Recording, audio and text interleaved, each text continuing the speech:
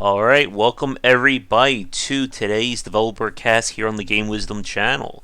As always, I am Josh Placer, and we have another great discussion regarding design with a member of the game industry. My guest tonight is the lead designer as well as the owner of Alderon Games, who are currently making the title Path of Titans, which is a MMO style game involving controlling dinosaurs.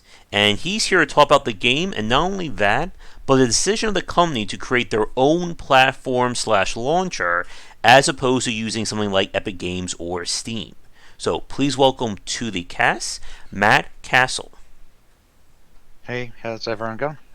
Hey Matt, it's great to have you on. How are you doing? I'm going good. How are you? I am doing great, busy as always, and we have I'm sure we'll have a very lively chat because we had a whole lot of people join our Discord when we announced our little discussion for today.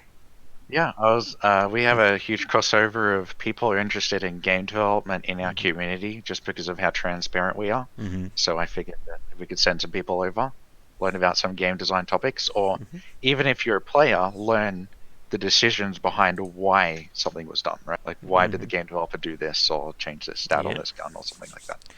Yep, and that's how you found me with my stuff with Game Wisdom, Yeah, with talking about design topics and things like that. And yeah, yeah. oh, and for people who don't know, Matt is one of my Patreon supporters as well, and I already thanked him on our chat, but I also want to thank you here again. Thank you for your support, both with your donation as well as being a huge fan of Game Wisdom. Thanks for creating all this free content for people. It's really, something special. Like Mm-hmm. making a game used to be so much harder when Oh you yeah. actually had to go figure out this stuff for yourself. Mm-hmm. Yep. And one of the things that I've done is trying to spread that information regarding what game design means, because it's still, I think, considered like a mystic art to a lot of people these days. Yeah, yeah, there's a lot of people like don't know why, like, oh, the developers are stupid. Why did they do this? And there's actually like a Mm-hmm. really complicated reasoning behind why specifically things were done. And Mm-hmm. some even because of monetization, right? Oh yes. I'm sure you've seen our cast with Ramin, where we've talked about free-to-play design and monetization elements. Yeah, I also saw a cast about I think it was mobile games and Yep. some of the predatory things they do with Mm-hmm. microtransactions and anchors and things like. Yeah. And to all of your followers coming on the chat, welcome to our stream. Again, if you haven't checked out, we have a Discord and Patreon link down below.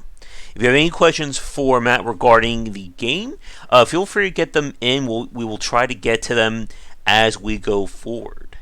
But we certainly have a lot to discuss here, not only about Path of Titans, but about the design, as well as the whole point of our cast on about platform generation. So, to begin with, Matt, since this is your first time on these casts, could you talk a little bit about your background and what is Path of Titans?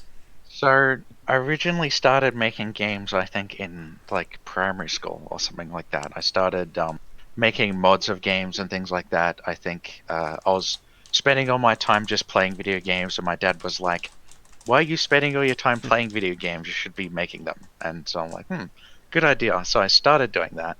I think I started out with Warcraft 3 maps and mods of the Armor series and things like that. And then uh, I think I did a mod for Arma 3 for like 5 years called Breaking Point. It's like Okay. a zombie survival kind of mod. And then I also created another dinosaur game called The Isle, which I worked on for a number of years. Okay. And now moving over to making Path of Titans and my own platform. And Path of Titans is born out of there's a huge target audience of people who like playing as animals because it's just so different from Mm-hmm. the generic you play like a first person shooter kind of game. It's just something different because there's a small number of dinosaur games that you can actually play that play as the dinosaur. Mm-hmm. Oh yes. I'm pretty sure I know the answer to this one, but I'm sure you probably have played a few like the Jurassic Park games that came out back in the day. Yeah, and I remember like Jurassic Park, Operation Genesis Mm-hmm. on the original Xbox, and all those games. And People who like dinosaurs really, they're really particular. They're like, this dinosaur's, finger like boned, like, first bone connecting to this joint on the finger. I think this is inaccurate or something like that. And they're very vocal about, accuracy and feedback, and really passionate, to where the reason why Path of Titans was to develop so quickly is there's a huge crossover between Hmm. people who like dinosaurs and people who draw art. So we have a lot of people who just draw dinosaurs because they like dinosaurs so much, and they're prime candidates for joining our development team. Great. And you said you've been working on this for about 2 years now? So I've been doing Path of Titans since January this year, actually. So it was publicly announced in Okay. February, and you know we've got an estimated date of launch in February, around February, but it's basically we're trying to do a MMO in a year, which is Ooh. crazy because they take 5 years to make, Oh, right? yes. Right. So it's we're working magic to make everything happen, and I think originally when I was young, I think when I was 16, I was like, into I want to make an MMO. MMOs are great, and then, like 3 years later, I realized how hard making one was. Mm-hmm. And my engine, I was using a company called Big World Technology, and they actually got bought out by World of Tanks because their royalty to pay to the engine provider was more expensive than buying the whole company, right? And then they dropped indie development as soon as they got bought. So I've had like a lot of projects fail and not be successful, and I've kind of learnt, to go across like, maybe I shouldn't start off with an MMO kind of game. Mm-hmm. That is actually very funny because I just gave a talk about the reality of game development the other night. And I said there are developers out there who think they can make an MMO in like 1 year and it would compete with World of Warcraft. Yeah, I don't think I'm going to compete with World of Warcraft, but I mean, MMOs use interchangeably. Like we only plan currently to support around 200 players a server on launch, Okay. so it stretches the definition of an MMO. But there is some technology you can use to get that out there. But it's not easy, right? Like if you're doing your first game, don't like even multiplayer. People are like, oh, just add multiplayer, and it's like, well, do you realize that you can't add multiplayer as a stretch goal? It actually you actually have to rework the entire game and Mm-hmm. all the design decisions you made that worked previously that just don't work anymore, you know? Yeah. I'm sure for my audience, we've never talked about multiplayer being done in a weekend, right? Yeah. Yeah, so I think multiplayer is like the amount of time you have to make your game, just double it. And then you can possibly get multiplayer in. Mm-hmm. So this was a question that was asked, but I think also we can bring it up here. What platforms is Path of Titans being aimed for? So right now we're taking the approach, it's a little bit of a weird approach, but we're taking the it's on everything approach, which is Windows, Mac, Linux, iOS, Android, and we've got working on some console stuff, but I can't really talk about too much of that yet. Okay. And you And are, I'm looking at your website now, so you are planning or looking into cross-platform play. Is that right? yeah, so I I have a strong belief that a lot of people treat a platform launch as, okay, I launch on console first, and then a year later I launch on some other platform. And really, what happens is when they launch on console or port to console, they have to remake a lot of the game. Like, for example, controller support or a lot of the UI or design decisions they made for a certain platform just are incompatible with, say, another platform like mobile, for example, right? Mm-hmm. So, what we take the approach is, instead of paying a porting company a few $100,000 to port our game a year after it comes out, we're going to sign up to all the platforms at the beginning and design the game with all the platforms in mind from the start. And you save a lot of redoing things and reworking Mm-hmm. things. And I really think that doing cross-platform play is really hard, but I really think that the future of multiplayer games is cross-platform play, and being able to, play on your PC and log out, log in on your phone, maybe on a train or something like that, and Yeah. continue where you left off. I mean, we heard a lot of big discussions when Epic was making cross-platform play for Fortnite, and especially when they ran into some trouble with Sony, and they eventually got Sony to change their mind on cross-platform play. Yeah, so I think I'm trying to create an expectation that, hey, if you're multiplayer on multiple platforms, you should be cross-platform multiplayer. Like there's Hmm. little to no reason why you shouldn't be, kind of thing. That should be an expectation for gamers, and that'll make it so much easier for other developers to become cross-platform, because there's a lot of politics around all these platform providers that you have to jump through all these hoops. You know, they're like, oh, this Yep. platform doesn't like this other platform because they're competing and got to jump through all these hoops. But if, Fortnite came in and set a standard, this is how games are made. I think that's what people should follow, is like in that footsteps. So I'm just trying to make it easier for other developers, because it's actually hard, because, if you're exclusive to a platform, they're gonna give you free marketing, right? If you're on every platform, you better do your own marketing, right? And Yep. that's expensive. Oh yes. And as I'm sure you're finding out, you also have to make sure that your game is compatible for each platform as well. Yeah, so there's like writing compliant code and things like that, and design decisions, where you might have a player using a touchscreen and another player using a keyboard. How Yep. does that balance work out? You know what I mean? And things like that, how to Hmm. make it all work. Yep, definitely. So I'm looking at the site for Path of Titans. It looks very interesting. I guess the one thing that I'm kind of curious about, so like, what is like the general gameplay loop going to be for it? Okay, so there's survival kind of games. I don't know, like Daisy and Mm-hmm. Rust and things like that, where you're human, you spawn in, and you can collect gear and stuff like that. There gets a point where it gets boring, where you've either done everything or something like that. And I've developed similar dinosaur survival games previously, and the main feedback we got from people was, this is really cool, but it gets boring after a while, right? And the problem we're trying to solve is, there's like interesting things for dinosaurs to do, right? Because if you're a dinosaur, you can eat, you can drink, you can survive, you can kill things, but we need things a little bit more interesting than that. We want Mm-hmm. people grouping up, we want people doing quests, that kind of thing, because otherwise, the gameplay is not interesting enough. Okay. But yeah, in terms of to talk more about a gameplay, you might start off as a smaller dinosaur and you get points for doing quests, and you can grow and unlock new dinosaurs. And we're trying to set it up in a way where, if you look at the screenshot of we've got a Suchomimus, like really, a Spinosaurus, really big guy in the back.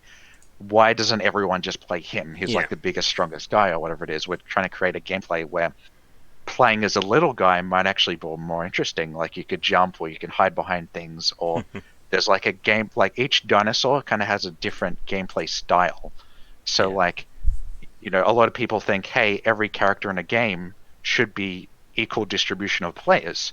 We're thinking, okay, this one dinosaur, 5% of people might only play this one, but they really, really love it because it's exactly how they like playing the game. And that's kind of what we're trying to capture. Yeah. Because I can see you could run into that problem. Like if the T Rex is so cool, everybody wants to be a T Rex, and Yeah. nobody's going to care about the other ones. And some people, so one thing I ran into game design was, people like creating artificial limits, right? Mm-hmm. So they don't think their game design through enough, and they're like, let's create an artificial limit, as in only one person can be the T-Rex. And well, that's not fun for anybody, right? It's actually harder to design your game where you don't put a random limit in. For example, like if you have somebody logging out of the game too much, well, you can only log out once every 4 hours or something like that. Like that's kind of just like an artificial limit. How Mm-hmm. else could you solve that same problem in a more difficult way, right? Because Mm-hmm. it's very easy to jump to restrictions and that kind of stuff. So we want to Yep. design the game as much as we can without just being like, oh, only one person can play the big guy. And that's actually the challenge.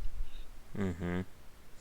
And one of the things that we see with a lot of games, especially something like a Monster Hunter, for instance, when you have like 14 different weapons, is that instead of trying to nerf, everybody likes one weapon, so we're going to nerf it, they went for the route of, we're just make essentially 14 different paths of playing the game, and each one, somebody may like one or the other, and that's perfectly fine. Yeah. So having like, World of Warcraft spent like 10 years plus balancing their game and is still not balanced yet, Yep. right? So I feel like an indie team trying to solve that problem is not as possible as we think it is. I think the solution is, this is a gameplay style, like they're all fun, they're all cool in their unique way. One's not like massively overpowered or anything, but they're balanced that kind of way versus we bumped this dinosaur's attack up by one. and it's like, well, does that make a difference, or is the Hmm. game any better for that? And also, if you balance something, someone's like, I used to really like playing this dinosaur, and now you've nerfed it. Now I'm pissed off, and Yeah. you've ruined this dinosaur. Can't you go back to this? And each person wants to have the game different. And Hmm. one of the primary things of Path of Titans I haven't mentioned is we're not. I'm not. I don't really think of it as building a game. I think of it as I'm building a toolkit for you to make your own dinosaur experience, right? So that's why we're on all the platforms. That's why we have modding support. That's why we have cross-platform play. Is you might have someone who wants to host a realism server, for example, and they might change the stats on this dinosaur only on that server, and they Hmm. can do that. So it's more like a tool to build your in-game experience in our game. Like we'll have official servers and we'll have the base experience that we've made, but you can go in, you can pick dinosaurs from only certain periods and stuff like that, and change how the gameplay is. Hmm. And a few questions came in from chat. Black Lion asked, I guess one thing: will the game be allow like a first-person view, or will it be third-person? So currently planning on third person, mainly because when you mount a camera on the head of a dinosaur, it's very problematic in terms of like not getting motion sick and Oh the yeah. head moving everywhere. Like I'm sure there's a way we could do that, but it's not an initial goal right now, just because like it's hard to get people to get motion sick and stuff like that. And you're a Hmm. really long dinosaur, so you've got this turning arc where Hmm. controlling it's got to be a little bit. When you're a human, that's really easy, right? Like a lot of the game engines, like Unreal Engine, for example, is designed for humans and human gameplay. And to do Path of Titans, we actually have to edit the engine and do like custom collision and stuff like that. Go through 100,000 lines of code and be like, okay, it uses a capsule for collision. We need to change that to something else Yeah. because having these dinosaurs collide and interact properly is really, really difficult. Hmm. Another question: will the game feature blood and gore, and will that be toggleable? Yeah, so um, one of the main problems is we want to put our game as many places as possible, and like countries like China, for example, like if you have blood in your game or you have skeletons or things like that, you're not going to get pass, or the Chinese government's going to be like, well, this doesn't fit in with our culture and stuff like that. So we want to have options for that. We also want to have options for like a kid. Like kids really love Hmm. dinosaurs. Like the target audience, like I think between a male and female is split up almost 50%. If you compare that for a first person shooter, um, it might be 99% male, right? So there's a very diverse target audience of people because they just like dinosaurs, right? So we want to, maybe if you're a kid, we might disable chat as well, but you can still communicate through dinosaur calls, right? So we have keys on your key. You can press the one key and your dinosaur will do a broadcast, for example, and you press two for like a friendly call, and three like I need help or I'm aggressive or something like that. And you can see people like spectate people communicating just through dinosaur calls, and people remember that's the help call. Someone's in danger. I'm going to go over there and help them. Yeah, and we've seen some games go for that route. I know. I think the game was Journey, that PlayStation 3 or 4 title, where you can only communicate through gestures as a way of kind of turning off, some of the more toxic chat, or getting around having to worry about profanity and things like that. Yeah, so we figured that like some games don't do it well. Some games you're like, I need help. There's a zombie on me, and you're pressing between two options that don't work, and you're struggling. But with this game, once you learn the calls and you can hear other people talking and communicating, it feels like a really immersive experience. People acting like dinosaurs, and it can be really interesting. And that can be a challenge when designing your game. It's like, well, how do we get people to behave like real dinosaurs? Like some games make dinosaurs like monsters and things like that, where it's like, Hmm. oh, this is super scary, but we're going towards it's an animal kind of direction, and how can we fit it in and make it realistic? Now I'm looking at the page. I'm like seeing stuff about how you can alter your dinosaurs, you upgrade. So what kind of, I guess, progression curve are you going for? So the progression curve. So we found with my experience in making games that people need something to get attached to.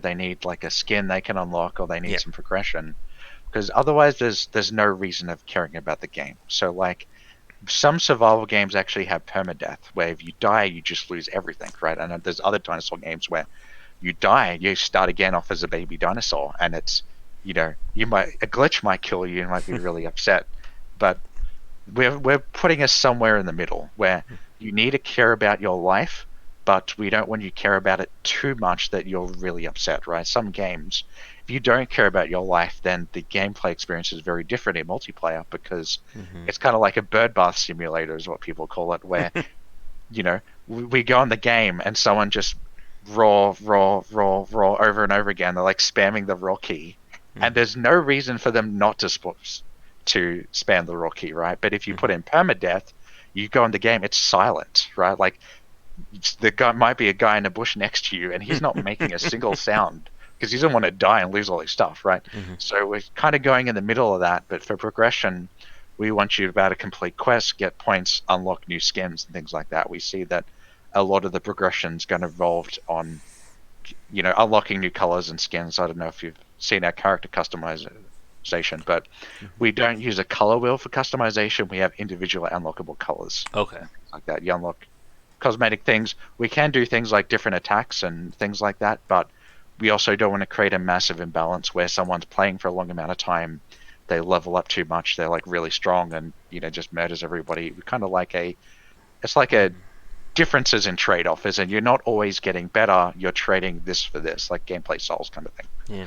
You have to. I think for any kind of multiplayer based game, you got to be really careful that kind of like king of the server kind of atmosphere. Yeah, yeah, and we see people grouping up and being able to take down that king of the server, and him having his own kind of problems. Like, for example, one of the problems with previous games is um, you might have a land center in China and there might be 200 people right there, and one buddy screams out, "Hey, I'm going to log into the server now," and they all log in right next to a lake in front of somebody and just murder them and log back out. Like one person's in there being a scout, and you can't pre-design your game that No. like this is going to happen. A lot of fixes we're going to have to do is going to be based on analytics, right? So we integrate analytics to our platform, so when somebody dies, they put a spot on the heat map.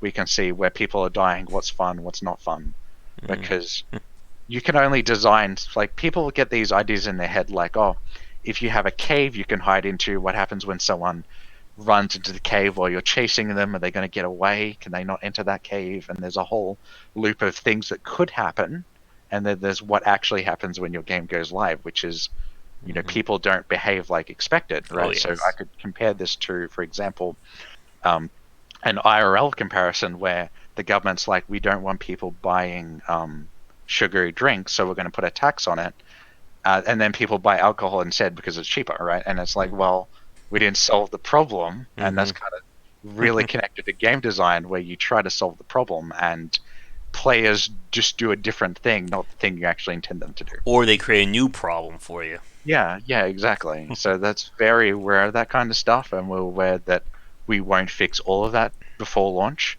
Especially as an indie team, we don't have like a budget for like a spare 200 QA testers and things like that. I think on another devcast you talked about sometimes you appreciate the testers you've got, just because you can't just Yeah. have every single game development problem solved for you. And the whole part about kind of being able to swap in and out abilities or change your dinosaur, it really reminds me of that classic game, the EVO for the Super Nintendo. You ever Yeah. heard of that one? I haven't played that. Like Nintendo, I'm pretty young, so the Nintendo was just getting started. I think when around I was born. So Yeah, that was one of my favorites growing up. That you basically evolve your animal and you can swap out different parts, and that changes your stats and abilities. It was a lot of fun, and they never really did anything else with that kind of design. yeah, so we see people being able to get progression, or even one concept we're looking into is scars. Like what we can do is when you get scratched somewhere, we can save that into a texture file of he got scratched here, and like merge two textures together. And then we can save that in a database somewhere, like here's your scratch texture, right? And that might be all the locations you got attacked, and that makes you attached to your character, right? Like you lose a horn or something like that, or some plate as a Stegosaurus, for example. Um, makes you attached to your character and unique things like that make the game interesting to people. Hmm. And a few other questions. Black Lion asks, will there be like feather effects, for example? Will there also be things like bone breaking when a dinosaur Yeah, gets hit? so for combat we have localized damage. So there might be some weak points on the dinosaur where, hey, you want to attack near this neck location or something like that. And there's also bone breaking. Not sure about diseases yet because you have to be careful about just adding in a mechanic like how will it affect people's gameplay and stuff like that. So we'd have to look into something like that. But definitely eating, drinking, bone breaking, damage. You being able to heal things like that that make the game interesting. Hmm. And to Vivid Sky's point, that's another really good one. Did you play or did you look at Spore at all? That came out last decade. I think other people on my team did, but I haven't played it too much. Hmm. Yeah, Spore was a very interesting game. I spoke with Chris Hecker about a few years ago. He's doing Spy Party now. And very ambitious idea, but I think it ran into that same problem of they really couldn't develop that gameplay loop beyond just being a really cool idea. Yeah, and the other problem is you can't treat this game like if you have opposable thumbs kind of game by adding in all these. Like if you're trying to compare it to World of Warcraft, for example, they can do a lot of stuff like building bases and stuff like that. That's unrealistic for dinosaurs to do. So we have to come up with new and interesting ways of you to have this kind of gameplay loop, but as a dinosaur and have it make sense, right? We're breaking the realism a little bit just to make the game fun, but we're not going all the way to, Rust, World of Warcraft kind of style of gameplay. So dinosaurs can't be building castles in your game? Yeah, but one concept we have is a player cave where you go into a cave on the map and you can get your own cave and upgrade it, and it's kind of like an instance zone. And it's not kind of like building your own house, but it's kind of comparable to that kind of thing where you can upgrade it, and maybe you have scratches on the wall for how many people, like the other dinosaurs you've killed or something like that, where it makes sense. Because, like, for example, for a multiplayer persistent world, players need to feel like they've made an impact on the world to be interested in the game, right? If the game's static and you can't actually change anything in the world, it's Mm-hmm. going to feel very Yeah. shallow and that you're not actually making a difference. So that's where player caves come in. It's only for a Mm-hmm. certain subset of people, right? So, um, and also people change their gameplay, right? So one time you might want to log in as a herbivore and play a certain way. The other time you might want to log in as a Spinosaurus, for example, and go around catching fish, or log in as a Rex and go around trying to murder everybody. Each day you play the game, you might have a different. Oh, I want to try this thing. So that's why we let you have multiple characters, I kind of was just like about World of to ask Warcraft that. does, where you can log in and log out and switch between different characters and change gameplay styles. If you want to group up with your friend, he might be a herbivore and you might be a carnivore, so you might need another character so you can, Mm-hmm. play together. Otherwise, you'll just be like eating him instead of progressing the and game, right? and that ruins friendships, I think, right there. Yeah. Um, Axolotl, I'm hoping I didn't butcher that name too much. Asks, what's your favorite dinosaur in the game so far? That's a really hard question. I think that's like the hardest question anybody could answer because I do like a lot of them, um, because they all have different styles, right? So the Suchomimus is really cool because of his fishing angle. Like a raptor's really like small and agile and stuff like that. I'd probably say more like the raptor we have, but um, just because it's just not like it's very stereotype that everyone's favorite dinosaur is either the T Rex or the Spinosaurus. Like we thought about actually not adding them to the game just to see how people would react because of it's very like here this is the strongest one, so it has to be my favorite because it's strong. And I think the real answers are a little bit more nuanced on I like the way it looks or I like the way it plays or something like that. And I guess with like the kind of design, you mentioned, of course, like the idea of having quests and things to do. Like, what kind of like quests are you going to be like planning for this kind of game? there's obviously your basic like kill this Yeah. thing, fetch this thing kind of quest, but there's also might be, you know, protect this other AI herbivore from being killed from this other NPC, or like some kind of like quest where it's based upon other players or the environments. And the really cool thing is you can actually share quests with people. So you might form a group of dinosaurs in the game and hit a button to share a quest with somebody, and you can go do that quest together and feel like you've got an objective and something to do. Because otherwise, you kind of just level up and get stronger, or you Yeah. get bored, run around and kill everybody. Like that's exactly what we don't want. Hmm. And I was just like thinking about in terms of like the general gameplay, like will there be I guess different quests for like different dinosaur types or Yeah, so obviously, if you're a carnivore, there might be very different requirements on more killing orientated. Because if all the dinosaurs gameplay are different, we can't give you a quest that maybe is hard to complete as a dinosaur you're playing. So we fine tune the quest a little bit for this makes sense for the dinosaur or gameplay you're playing. hmm. Let's see what came in. HD Gamer asked, "How do you plan to make playing as the herbivores less idle and more of a consistent movement, and not just staying in one area?"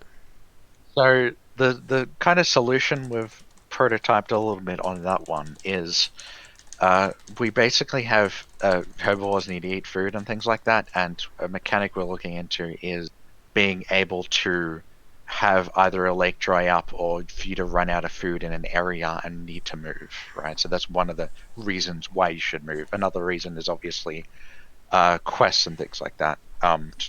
So growth isn't based over time, it's based upon quests, right? Okay. So the problem with other games is if you grow over time or you get better over time, you just sit in a bush and wait till you're really strong, Yep. right? We want people to be moving around to get progression, because otherwise people feel like it's some kind of walking simulator or some kind of bush simulator where you're like, well, I'm just going to wait till I'm old enough to murder everyone from a bush kind of thing.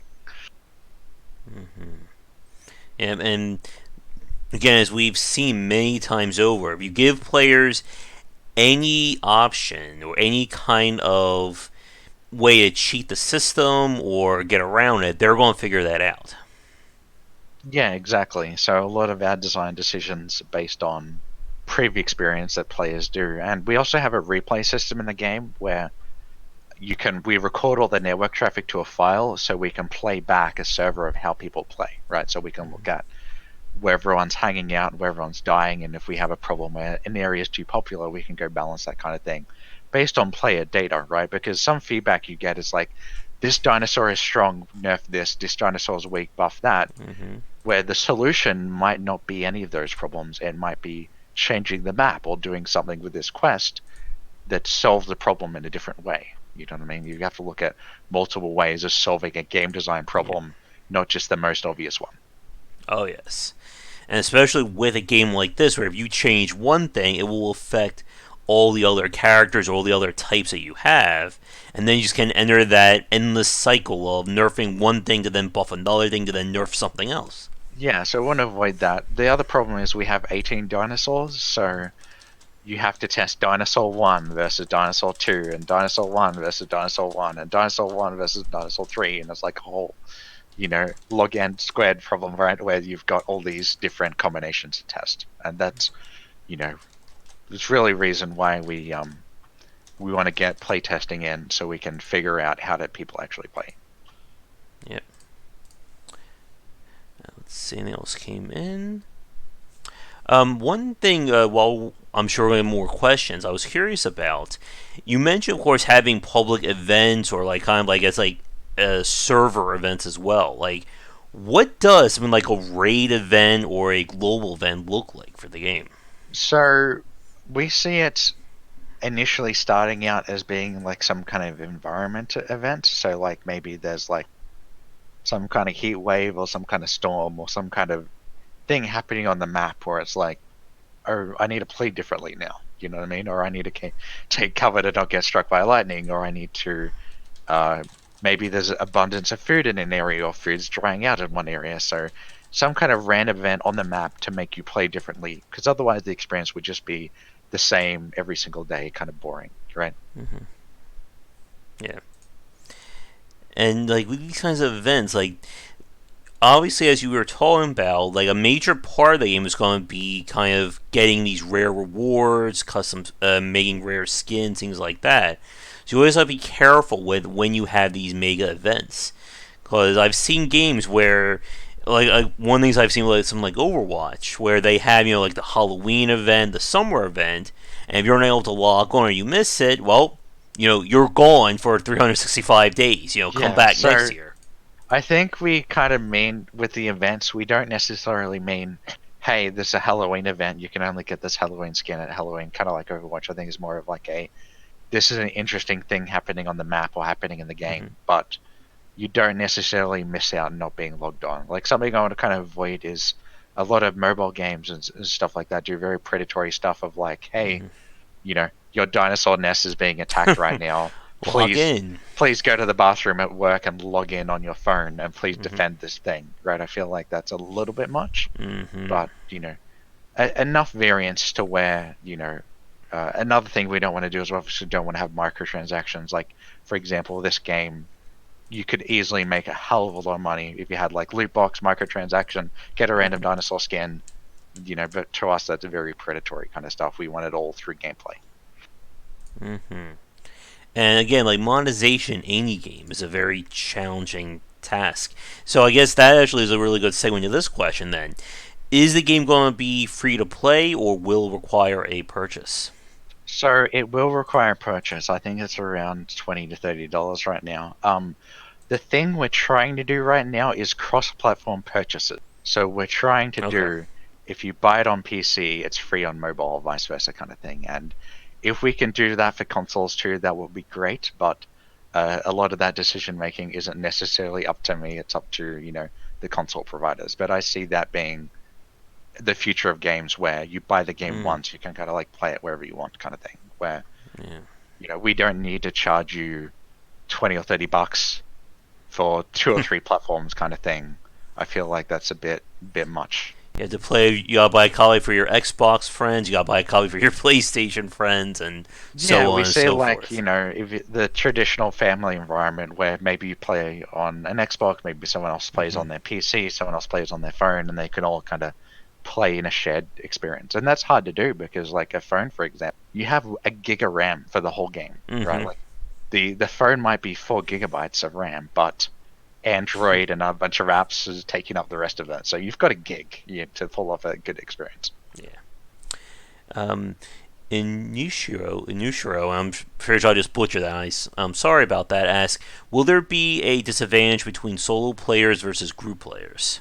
So there will be a bit of a disadvantage. And our current stance on that is groups are overpowered. Like groups are overpowered in real life, right? So like if you're at a supermarket and there's some guy with a knife and he's got 4 buddies, you're in trouble in real life, right? So we want to avoid fixing that, like fixing a problem that might be an interesting game mechanic. Like if it's a huge problem and it's ruining the experience for everyone, maybe we'll look into it. But really, want as many tools as possible to be able to play with other people. Like we will have a single player mode as well if you like don't like multiplayer. Hmm. But we want groups to be a little bit overpowered, but there is obviously disadvantages to being a group where you now have to have food for everyone in the group, and there's all sorts of you might struggle, right? You might Hmm. compete for resources in a group where that makes sense. Hmm. And I think Shark beat me to it. So I'm assuming that you can't craft machine guns or assault rifles in this game, right? To That's a no, compensate. unfortunately. Now, I guess one thing that I was curious about that we didn't get to when we were talking about kind of the progression model and the gameplay loop. So, Yep. obviously, you say that you're trying to balance it between kind of soft core and hardcore play, Yeah, where. so we're putting it in the middle, Mhm, right? So yeah, we don't want to be extremely easy to play. We don't want it to be too hardcore, right? yeah, If you really like easy or hardcore, you can play on unofficial servers and people can tweak all this stuff, right? hmm, Uh, with modding and with server configuration. So, you know, these role play groups, what they like to do is they like to write a dinosaur profile of like, hey, the Suchomimus plays like this, right? hmm, And they have like a whole experience of okay, only 5 people can be the Suchomimus, and they role play as these dinosaurs, and they make their own ecosystem where you get invited to the server and you get approved for a dinosaur and you role play as it, and it's a whole like simulation experience. Mm-hmm. Some people like that. Some people think like, man, I forgot this random artificial rule they came up for my dinosaur profile. I'm now banned or whatever it is. We want to experience for all those people too. So for our official servers, a lot of games have artificial rules like you can only have 3 tracks in a group or this. Like we basically want to patch those through game design changes rather than random number limit kind of thing. Okay. And the question I was getting to, like, with regards to, like, again, like the death punishment or the death mechanic. So, if their character gets killed, what exactly do they lose? So Like, we have a in-game currency called marks. I think there's like okay, a dinosaur marks, and you could use that to unlock skins, new dinosaurs, and things like that. It's not buyable, so the economy is not going to be ruined on that one. You win it from getting quests and staying alive and things like that. You lose some of it when you die, right? So there's a hmm, penalty for dying. You lose some of it. You don't lose, and you don't lose too much of it. Where it's like, well, I'm not playing the game now. I died by a glitch, right? So it's a you care about your character about 50%, not 100%, not 0%. So that's the okay, balance we're trying to hit. okay. And again, that can be very difficult when you're trying to throw in, custom rewards or special things. And I guess in terms, now obviously you mentioned that the game's going to be an actual purchase. Yep. Are you thinking about microtransactions or DLC or monetization like that?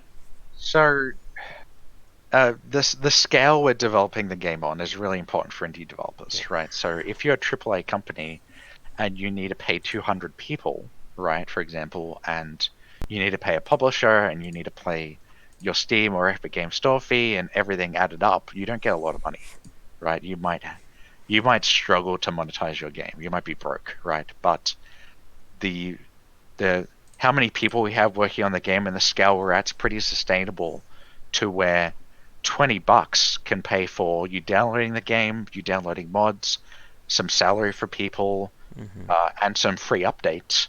Maybe in the future we look at like, hey, here's a expansion pack or something like that. But the issue I have is um, until you've exhausted the like people to Hmm. sell your game to, Hmm. you won't struggle as much on monetization, right?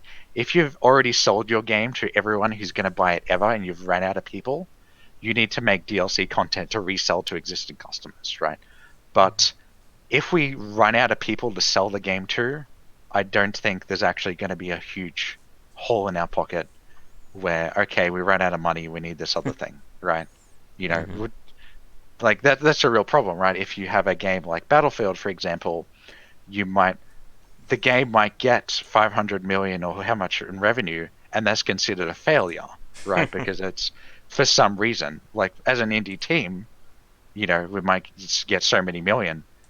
That's not a failure for us. That's enough to maintain the game for a number of years, right? And if we need more money, it might be in our best interest to add more content, make the game more interesting purchase, and expand out to different groups of people who maybe don't know about the game, right? Yeah. Make the game better. Kind of Hmm. like, we see the game having a 5 to 10 year kind of life cycle, right? Where it's going to be hard for us to run out of people to sell the game to. But if Hmm. that's a thing, we can totally look at alternative options. But I'm really thinking we won't need to right now. Hmm. All right. A few questions came in from chat, and then I have a few more myself. Uh, Ryel asked, "Are there any updates on clans? Will they be player profile specific, or will they be locked to specific characters?" So currently they're character or plan to be character specific just because you might want to do like some kind of herbivore clan or something like that. But you can share a group with a quest with your clan as well. So you can all team up, do a quest together kind of thing. So it's separate at the moment. It's not player Hmm. profile specific. You can add people as a friend, and obviously they might play as a different dinosaur, and you might team up as, carnivores this time or something like that instead. Okay. And Vosh asked, "Do the models scale as you progress?" Yeah, so a really popular thing in these kind of games is seeing your dinosaur grow, and we have nesting and growth as a stretch goal we unlocked. Okay. So something we're working on is uh, your dinosaur will grow as you play, as you get points, and we have different morph targets on the mesh. So a baby dinosaur might have different proportions of like how big their head is or how big their feet are or tail is. So those will scale dynamically as you play the game. So you grow over time, kind of uses a morph target kind of thing. Okay. Yeah, I don't think Jeff Goldblum is going to be in this one, Bodhi. We'd love to have him, but it's also it's not really affordable for an indie team. You know what I mean? It's a bit of a commitment. You know what Yeah, it would be great just have him as a narrator and just like randomly narrates like nothing that's really going on in the game. Just have him like talking over I mean? everything. Honestly, I think the sales would probably skyrocket. You know what I mean? Yeah. But it's. Swift Fox, I think that's a really interesting question. Will there be flying creatures in the game? Yeah, yes, it's actually a stretch goal we unlocked. Okay. And one of the game design points with flying is World of Warcraft had this where suddenly when you add flying, it can ruin parts of the game. Like they had people just fly from one quest giver to another, Yeah. and they skipped all this beautifully handcrafted world that they spent millions of dollars making. So that's something we're thinking about. Performance is something we think about. Like you fly up, you're rendering a lot of objects, you want to lag. Um, Obviously, stamina, we see stamina being a big thing where you can't just fly around forever. So maybe you'll need to land and you'll be at risk for predators and things like that. Another thing, which is interesting is picking up a baby dinosaur, being able to fly up and just drop them, Oh, right? Is just like a strategy for food or stealing someone's fish or something like that. But that's all the things we're thinking about at the moment. I'm just like a picture in my head right now, like somebody lying over the first time. They're starting to play, and all of a sudden, like a larger player like comes in, swoops in, and grabs them up, and that's their first experience of playing. Yeah, that's we look at some behavior of animals in real life of what they do, and that's a valid strategy of it might be hard or annoying or time consuming to kill something. Maybe you just want to drop it, you know what I mean, and have that taken care of for you. One thing that I was kind of curious, again, going back to kind of the general design. So, in Yeah. terms of the various dinosaurs, and I guess in terms of, I guess, future proofing the game as well, are you thinking about them in terms of like specific species or specific types of dinosaurs, or are you thinking about them in terms of, I guess, maybe like quote unquote classes? Something that would be a close range, something larger that may does, more faster attacks, things like that. Yeah, so we see the bigger dinosaurs being slow, we see smaller dinosaurs being faster, and like balance set up in a way where everyone can be interesting. Uh, One of the problems you have with dinosaurs is, for example, a lot of dinosaurs or species are very similar to each other, Yeah. right? So if we're looking in the middle of the screenshot, we've got like the Allosaurus and a couple of dinosaurs that are very similar to him. Mm-hmm. If you have both of those in the game, they might defeat the purpose of another one that's similar to it being in the game or having a point. So we want to look at gameplay differences between them, even if the model is similar, right? Mm-hmm. Because um, you know, the problem of all the dinosaurs being a different model and playing the same is a very real issue, Yeah. in terms of speed and movement and things they can do. And that's kind of why, like fishing, for example, Mm-hmm. is mainly exclusive to the Suchomimus and Spinosaurus, as that's going to be your gameplay loop. So yeah. And not only that, but if they have similar abilities and their model, their size will be a major factor. Because if you have, a tiny dinosaur, let's say doing like a tail smack attack, well, he's not going to be able to hit as far as if you have the same guy, 20, 30 times that size doing that same attack, that can completely wreck the balance. Yeah, exactly. And we see different mechanics, like you might better crouch under that tail smack instead because you're so small, right? Or Yeah. there might be different ways we can look at how do we make this interesting for people to play. And So that's going to be hard bit. So it's kind of sounding like instead of having like hard quote unquote classes that you may be going for maybe like a pool of different skills and then maybe assigning different skills to each kind of species of dinosaur. Yeah, so you might be a raptor kind of dinosaur. Maybe we give you like, here's your options on things you can unlock, Mm-hmm. and here's the differences between playing this guy versus this guy. Mm-hmm. Someone also asks about balancing AI. What we plan on doing is the less players that are on the server, the more AI we spawn. As Okay. you know, more people spawn in, we'll swap those out with real players, so the world can still feel alive. Like some of the problems are with games is if your player Mm-hmm. base drops a little bit, suddenly the gameplay doesn't Yeah. work, and suddenly the game's really boring.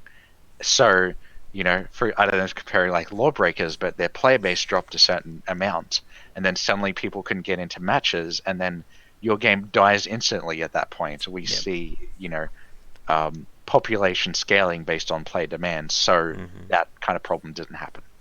And again, that's been the death nail for many multiplayer games over this past decade. Because once you start losing players, it becomes that downward spiral of I try to log on, there's nobody to play, so I stop logging on, so the next person can't find anyone, and it just repeats until there's like 5 or 10 people left playing.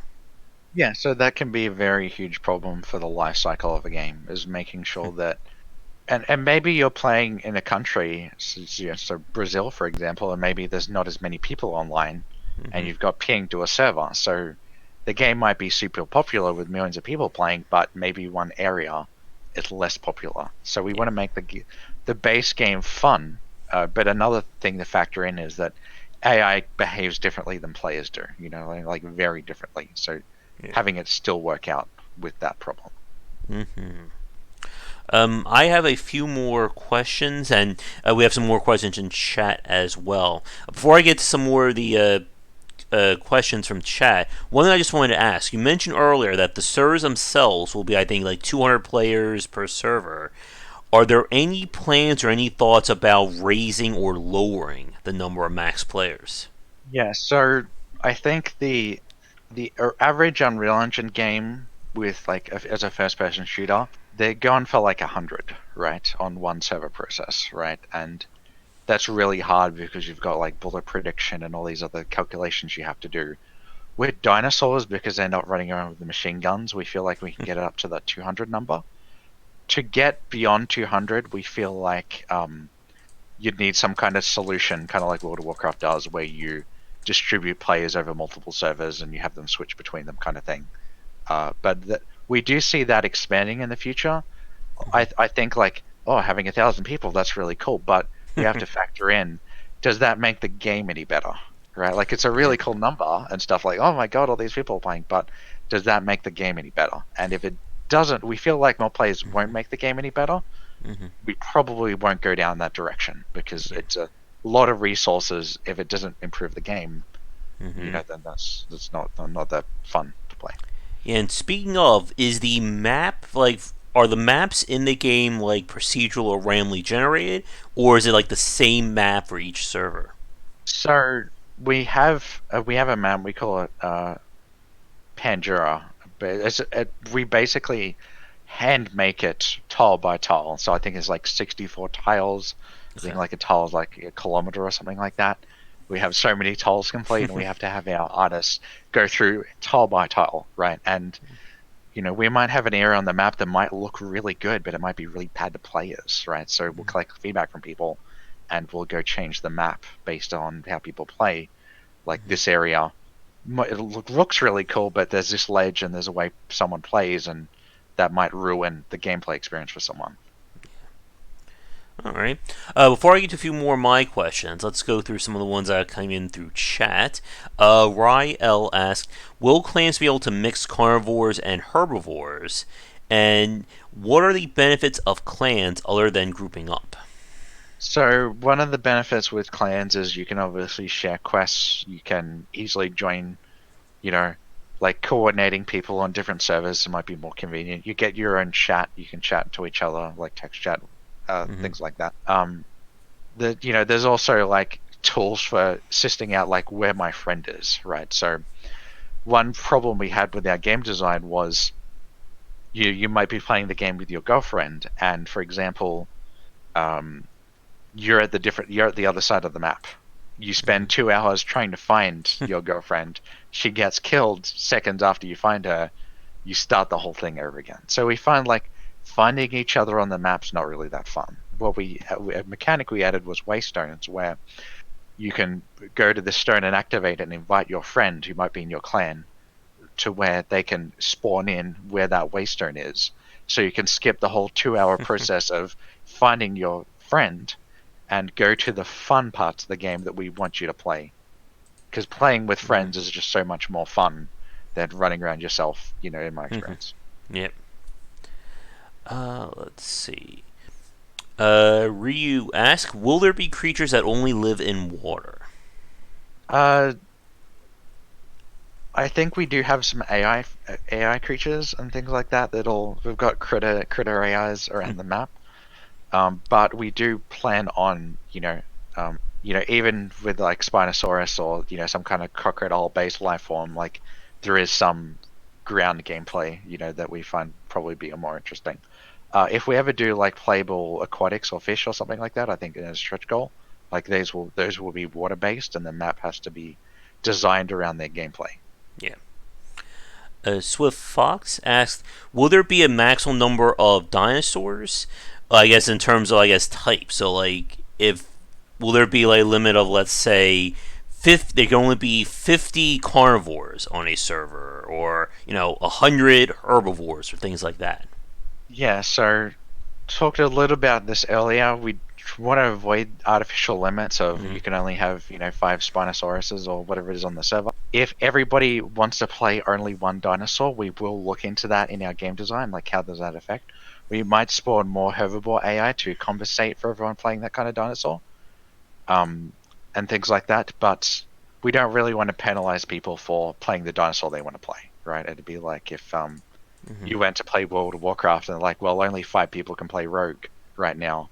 I don't think you'd have a very good time. So we can make the gameplay where if you're a Spinosaurus and everyone's that, it's going to be so much more interesting playing as a smaller guy that's faster than that to fight for resources, going around the map, get objectives, things like that. To where that's more interesting, more people want to play that. Mm-hmm. Bodhi asked, I guess, when is like your official, or what is your plans for like a launch for Path of Titans?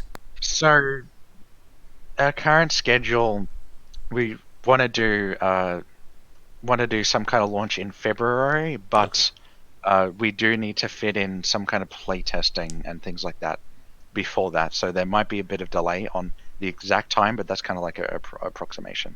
Okay. We are interested in like syncing up the launch of the console versions and all that all at the same time. So that's hard, right? Because you Mm-hmm. have to get certified, certified in Europe, certified in America, certified in Japan, certified in this language for every console like multiple times. So we're looking into stuff like that, but we'll let people know how that's going. And generally, the approach to community management and schedules and timelines and stuff like that I take are if you be honest with people, you can't have controversies and things can't be go wrong. I mean, if you're honest with your customers, you tell them exactly what they're going to get, and you're transparent and open, and you're not adding predatory microtransactions and stuff like that, they're generally okay with your schedules and the things you're doing. The moment you start lying to people, Mm-hmm. that's when you start having backlash and controversy. And if you look at any AAA game, they're like, this one added loot boxes, and they didn't disclose it before they launched, and everyone's upset, and they're all refunding it. I think if you be honest, and one of the reasons why we wanted to do our own platform was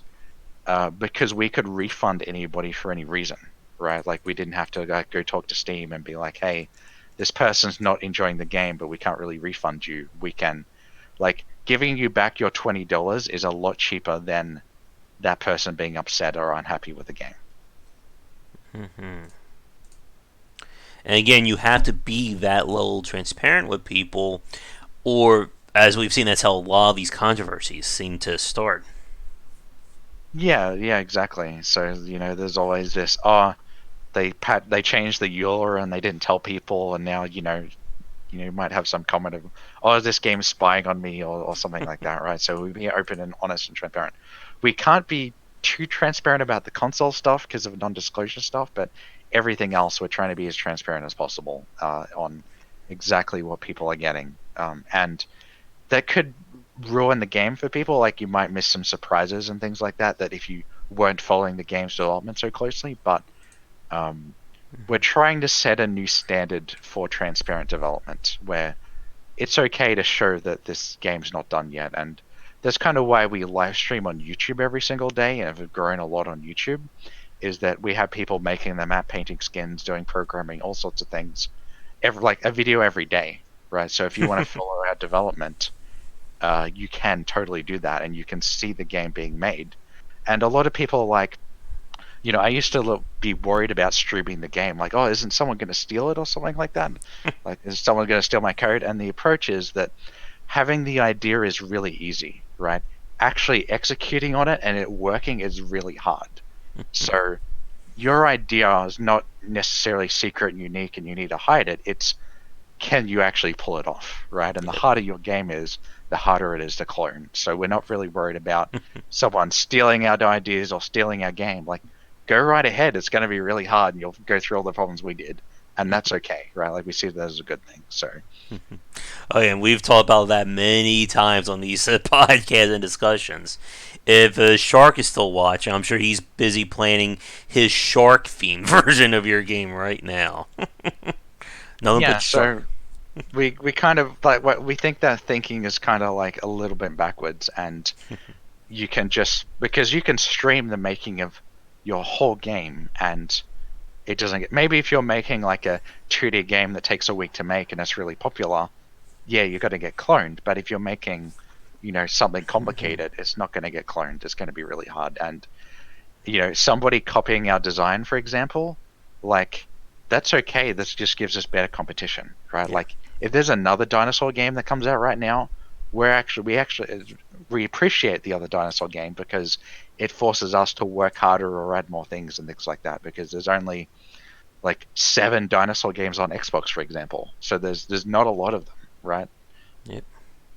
And again, when it comes to this issue of cloning, a lot of people tend to they will go after those clones, and it's very easy to see what games are usually the real deal versus ones that are just copying somebody else's mechanics. I mean, we certainly saw with that Untitled Goose game that I think you linked in chat. Like, there's already like 30 different clones about it on the mobile store. Yeah, and I think for some games that I've launched that weren't even on mobile, somehow there's 30 versions of my game on mobile. And Cuphead was an example of that it's too. not the real game. It's probably like a fake screenshot or something, or Yeah. trying to steal user data. But that stuff makes it on Google Play, and that causes a lot of saturation, and that's Oh, just yes. not fun. Hmm. As a quick time check for everyone, we are just over an hour into the stream. So this will be, I guess, kind of last call for any gameplay related questions for Path of Titans. We're going to be moving on to talking about the platform or developing the platform next. So if you have any more questions, please get them in. I have a few myself. But getting back to some of the questions in chat, Mr. Dolly asks, will Spino and Succo be able to depend solely on fish?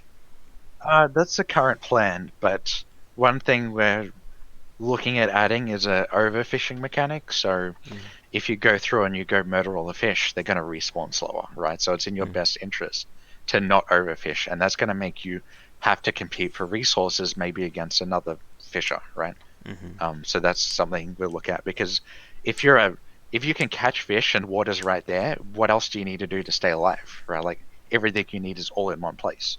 So we want to make it a little bit harder for you. And the way fish work is they get scared, if you disturb the water too much, or, another herbivore comes rushing through it or whatever it is. So a mechanic could be you scare the fish away from somebody else, you kind of thing. Kind of like if in real life somebody's fishing and there's some kid swimming or whatever it is, scares all your fish away. Big problem. Let's see. I think we answered this question already, but Anushiro asked, will we be able to have more than one dinosaur at the same time? I think you said that you'll Yeah, be able to. well, the idea is, if you wanted to, you could probably have like one of every dinosaur, right? So if there's a gameplay style you want to switch to, you know, and the challenge to that is avoiding someone playing as a dinosaur, logging out, logging as another one at a Yeah. different spot on the map, and just murdering everybody, right? So we have to set up the gameplay in a way where that's not easily exploited, and I've seen other games where they disable Steam family sharing because they have, you might have one dinosaur on account, for example, and you share the game to 10 of your family members, and they all log in at the same time and murder and ruin someone's game.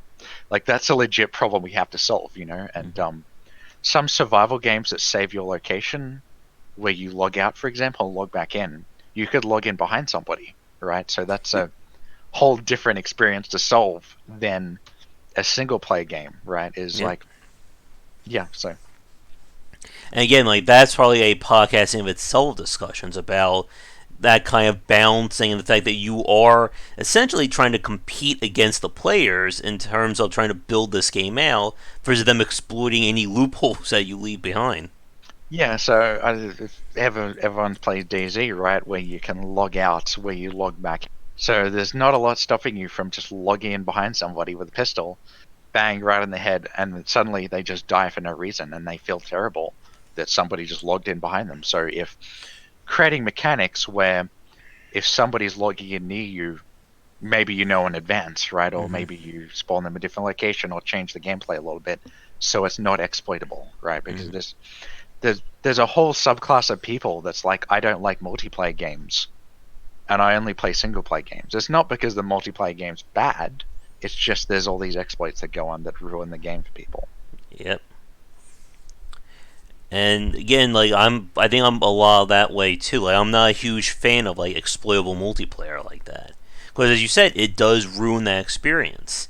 That if I can play this game 10, 15 hours, somebody can exploit something and kill me in 5 seconds. What would be the motivation to replay the game at that point? Yeah, and most of the time you either hate the person that killed you or you hate the game.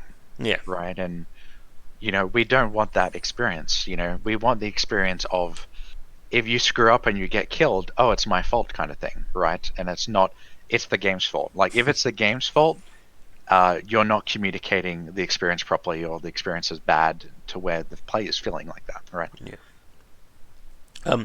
I have two more questions, I think, and then we'll turn to the chat and I'll throw it to you if there's anything else. One thing that I was curious about, you mentioned, of course, like food and keeping resources going.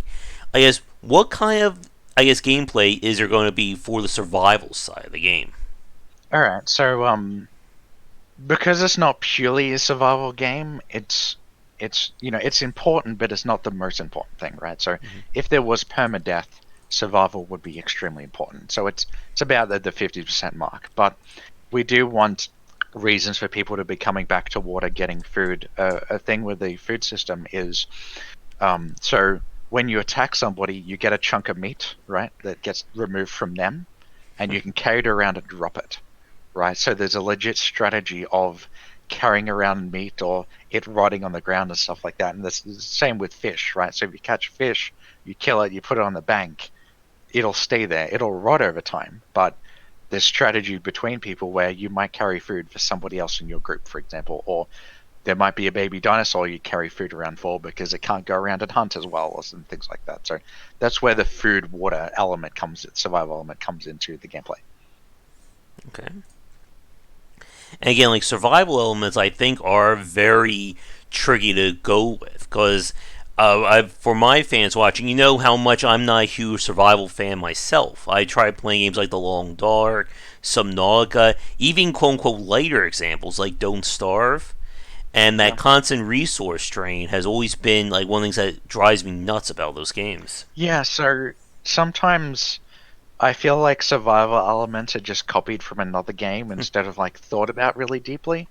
And I think games like Don't Starve, for example, they start off as you're going to fail. The question is when, right? It's like how many days you're going to be alive for. But the approach we want to take where it's an interesting, immersive, extra thing to do, it pushes you in some directions, but it's not to a point where it ruins the game, right? Because if you're all just eating, drinking, you don't get to play the game. You don't actually get to have fun, right? If that's the only thing you do, right? So it becomes a drinking simulator at that point. And that can be like a crafting game too, is where you have limited inventory space, you have to craft things. You do a standard crafting game, like that can be very boring. Some people I hate all crafting games. And they don't really, it's just that design of how that's set up. Yeah. Something they had. The discussion about survival design, again, that's another really interesting topic. Because I think it always comes down to is, can the player reach a point of stability or sustainability, in a matter of speaking. Like, one of the things I like about Subnautica was that while there were those survival mechanics, you could eventually build to the point that it wasn't really a factor. You have a base giving you all the water you need, you grow all your food, and you're done. While with something Yeah. like Don't Starve, it was basically you're going to need to keep collecting grass hour 1 as you're going to be doing that in hour 15, 30, 50, and so on. So the bit we want to get to is actually right in the middle of those two, right? Mm-hmm. So we don't want you to if food didn't rot on the ground, you could just have a pile of fish and defend your pile of fish, and you're good forever, right? And then unless the quests are interesting enough, it's like, well, what do I do next, right? There's no objective or thing to do, right? But we also don't want the opposite approach where all you're doing is just getting food and you can't actually play the game, right? So Mm-hmm. somewhere in the middle, it's like a balance between, hey, this is cool and interesting, versus I'm not doing this thing over and over and over again. It's boring. Mm-hmm. All right. And I guess here's my last gameplay related question, then we'll turn over to the chat as well. You've been mentioning, of course, having stretch goals and things like that. Did you do a Kickstarter for Path of Titans? Yeah, so we did an Indiegogo and Okay. we actually made our own crowdfunding platform, because we're remaking everything apparently. So we actually have both, right? And I think we're doing an extended crowdfunding right now where basically, because we're so open, honest, and transparent, anybody can go to, alderongames.com/store, see Mm-hmm. exactly how much money we have. I think it's close to around 200,000 USD right now. And we tell you where the money is going, what things are added to the game for that amount of money. The problem that I see with early access games and finances and things like that is you release part of a game that's unfinished as early access, Mm-hmm. you now have $5 million, and it's like, well, I have no motivation to finish the game right now, right? Like, Yeah. like that's a legit problem, right? Where like you make the game, it's released, I have all this money. What do you like? There's no like shit. I'm running out of money. I need to finish. There's no motivation there, right? Mm-hmm. All your players get upset because the game's not finished, right? They all get like, hey, that's been early access for 5 years or something like that, or where's the updates, or why aren't you transparent, or all these things, right? So Mm-hmm. we feel like it's important for us to let people know where the money's going, right? Yeah. Like I'm not getting, like I've had a lot of publisher deals like message me like, hey, just add loot boxes or just do this thing or release on this platform. And I have no interest in like a helicopter or like a Coca Cola desk or any of those things. I'm here for a good game, right? So You don't the want a problem private I see, island. the problem with publicly traded companies is the best interest of the company isn't the players, it's shareholders, Mm-hmm. right? So you're not thinking with the player's best interest in mind. And I see that as a huge problem where, and the same with a free to play game, you're thinking you have to, if you have ads, you're not a game developer, you're now a avid, you're still like buying and Mm-hmm. selling ads, right? Yeah. That's all you're doing, right? And I wanted to avoid that by people buy the game up front. My job is actually being a game developer and not selling ads or trying to farm whales or people with gambling mechanics or any of that stuff. Mm-hmm. So, that's the way I see it, right? And the players see that too, and that's why we've been so successful with this, because a lot of other games, they're not really open and honest, or are you getting a publisher and are they just trying to buy another jet or something like that? And that's another reason why I won't sell the company out to somebody else, because Mm-hmm. um, if we sold the company to somebody, it's not a game company or a game studio, it's an investment. And the Mm-hmm. second the investment stops returning, bang, like cancel it, shut it down, right? Yep. Versus if we're a game studio, we're going to have ups and downs, and that's normal. We're going to keep going. Mm-hmm. And I think getting back to the point about like stretch goals and again about that issue when money comes in, we've seen some developers have that issue of all of a sudden we have all this money in, what are we going to do now kind of thing. Like, do we promise 30 more stretch goals? Do we just keep with our original vision? Do we try and go big YOLO our game? And that's always been one of those very interesting push and pulls of kind of like crowd-funded based titles. Yeah, so the option is you go with the publisher, maybe you have to pay them 50% or 30% or something like that. and suddenly you lose all creative control of your game, right? It's like you must add microtransaction skins, you must add this, you must add that. And I was talking to one of my developer friends about another game where there's an in-game currency, and people can buy the in-game currency to skip actually playing the game, Yeah. right? And they have to make new stuff for you to buy, like make new ships or whatever for you to buy, and they have a problem where they make the ships more expensive because everyone has too much money, and then a new player can't actually Yeah. buy anything. Unless And they spend their money as well. yeah, so you created a problem that's actually non-solvable. Like the solution is people can't buy currency, don't have any bugs that give you too much currency, balance the economy, right? But if you start, you know, throwing your integrity away, you actually it's a problem where the game developers put it intentionally in the game and then they sell you the solution, right? Mm-hmm. Oh, So yes. by doing crowdfunding, we get to remain independent. And 200,000 people are like, wow, that's so much money. It's not a lot, right? So if I wanted to hire a programmer, it could be like 100K a year, right? So Mm-hmm. me and the other co-founder, we're not actually drawing a salary from the game yet. We're using it to pay other developers, and we'll break even when the game comes out, kind of thing, and not necessarily because if I paid myself and everybody else right out the gate, Mm-hmm. the game wouldn't get made, right? Yeah. There's like a lot of post-launch costs and things like that. Oh, yes. And just as Shark said in chat, like, some people, again, think $200,000 means, oh, you can make whatever the hell game you want. Not really. Like, it is very expensive to make a video game, let alone a really amazing one. hmm Yeah, and another problem with publisher deals is, you know, if we spend all the 200K, for example, that's a lot easier to make back than if you spent 3 million, for example, right? Like, Mm-hmm. like the more money you put in, the more risky the whole project gets, and the harder everything gets, and publisher deadlines and Mm-hmm. things like that, right? So we see it being a economy of a certain scale, and we want to keep things in that scale. Mm-hmm. Uh, Players, people who look at like 200,000, they aren't thinking of all the costs of the game. They're thinking, wow, I only make 50,000 a year or something like that. Wow, like these guys just have everything. They should be fine. But there's a balance we struck that we explain to people how the money's used and that kind of thing, so they get an idea. But we still be honest with people. and again, that layer of transparency is very important for any developer these days. Yeah, exactly.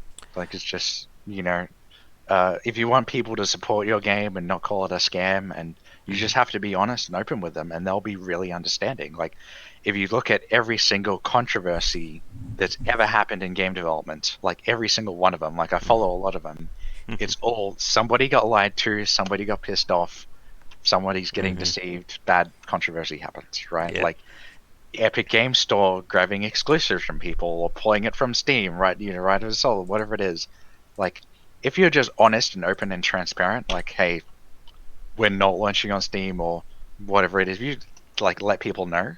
Uh, that's so much important. So we've always told people from the beginning, hey, we're not launching on Steam right from the get-go. So you're either okay or not okay with that, right? And Mm-hmm. that's people are okay. People don't mind downloading another launcher if you're honest with people, right? The bit we wanted to avoid was uh, not telling people about this, or I'm going to launch on this and don't actually, and things like that. So Mm-hmm.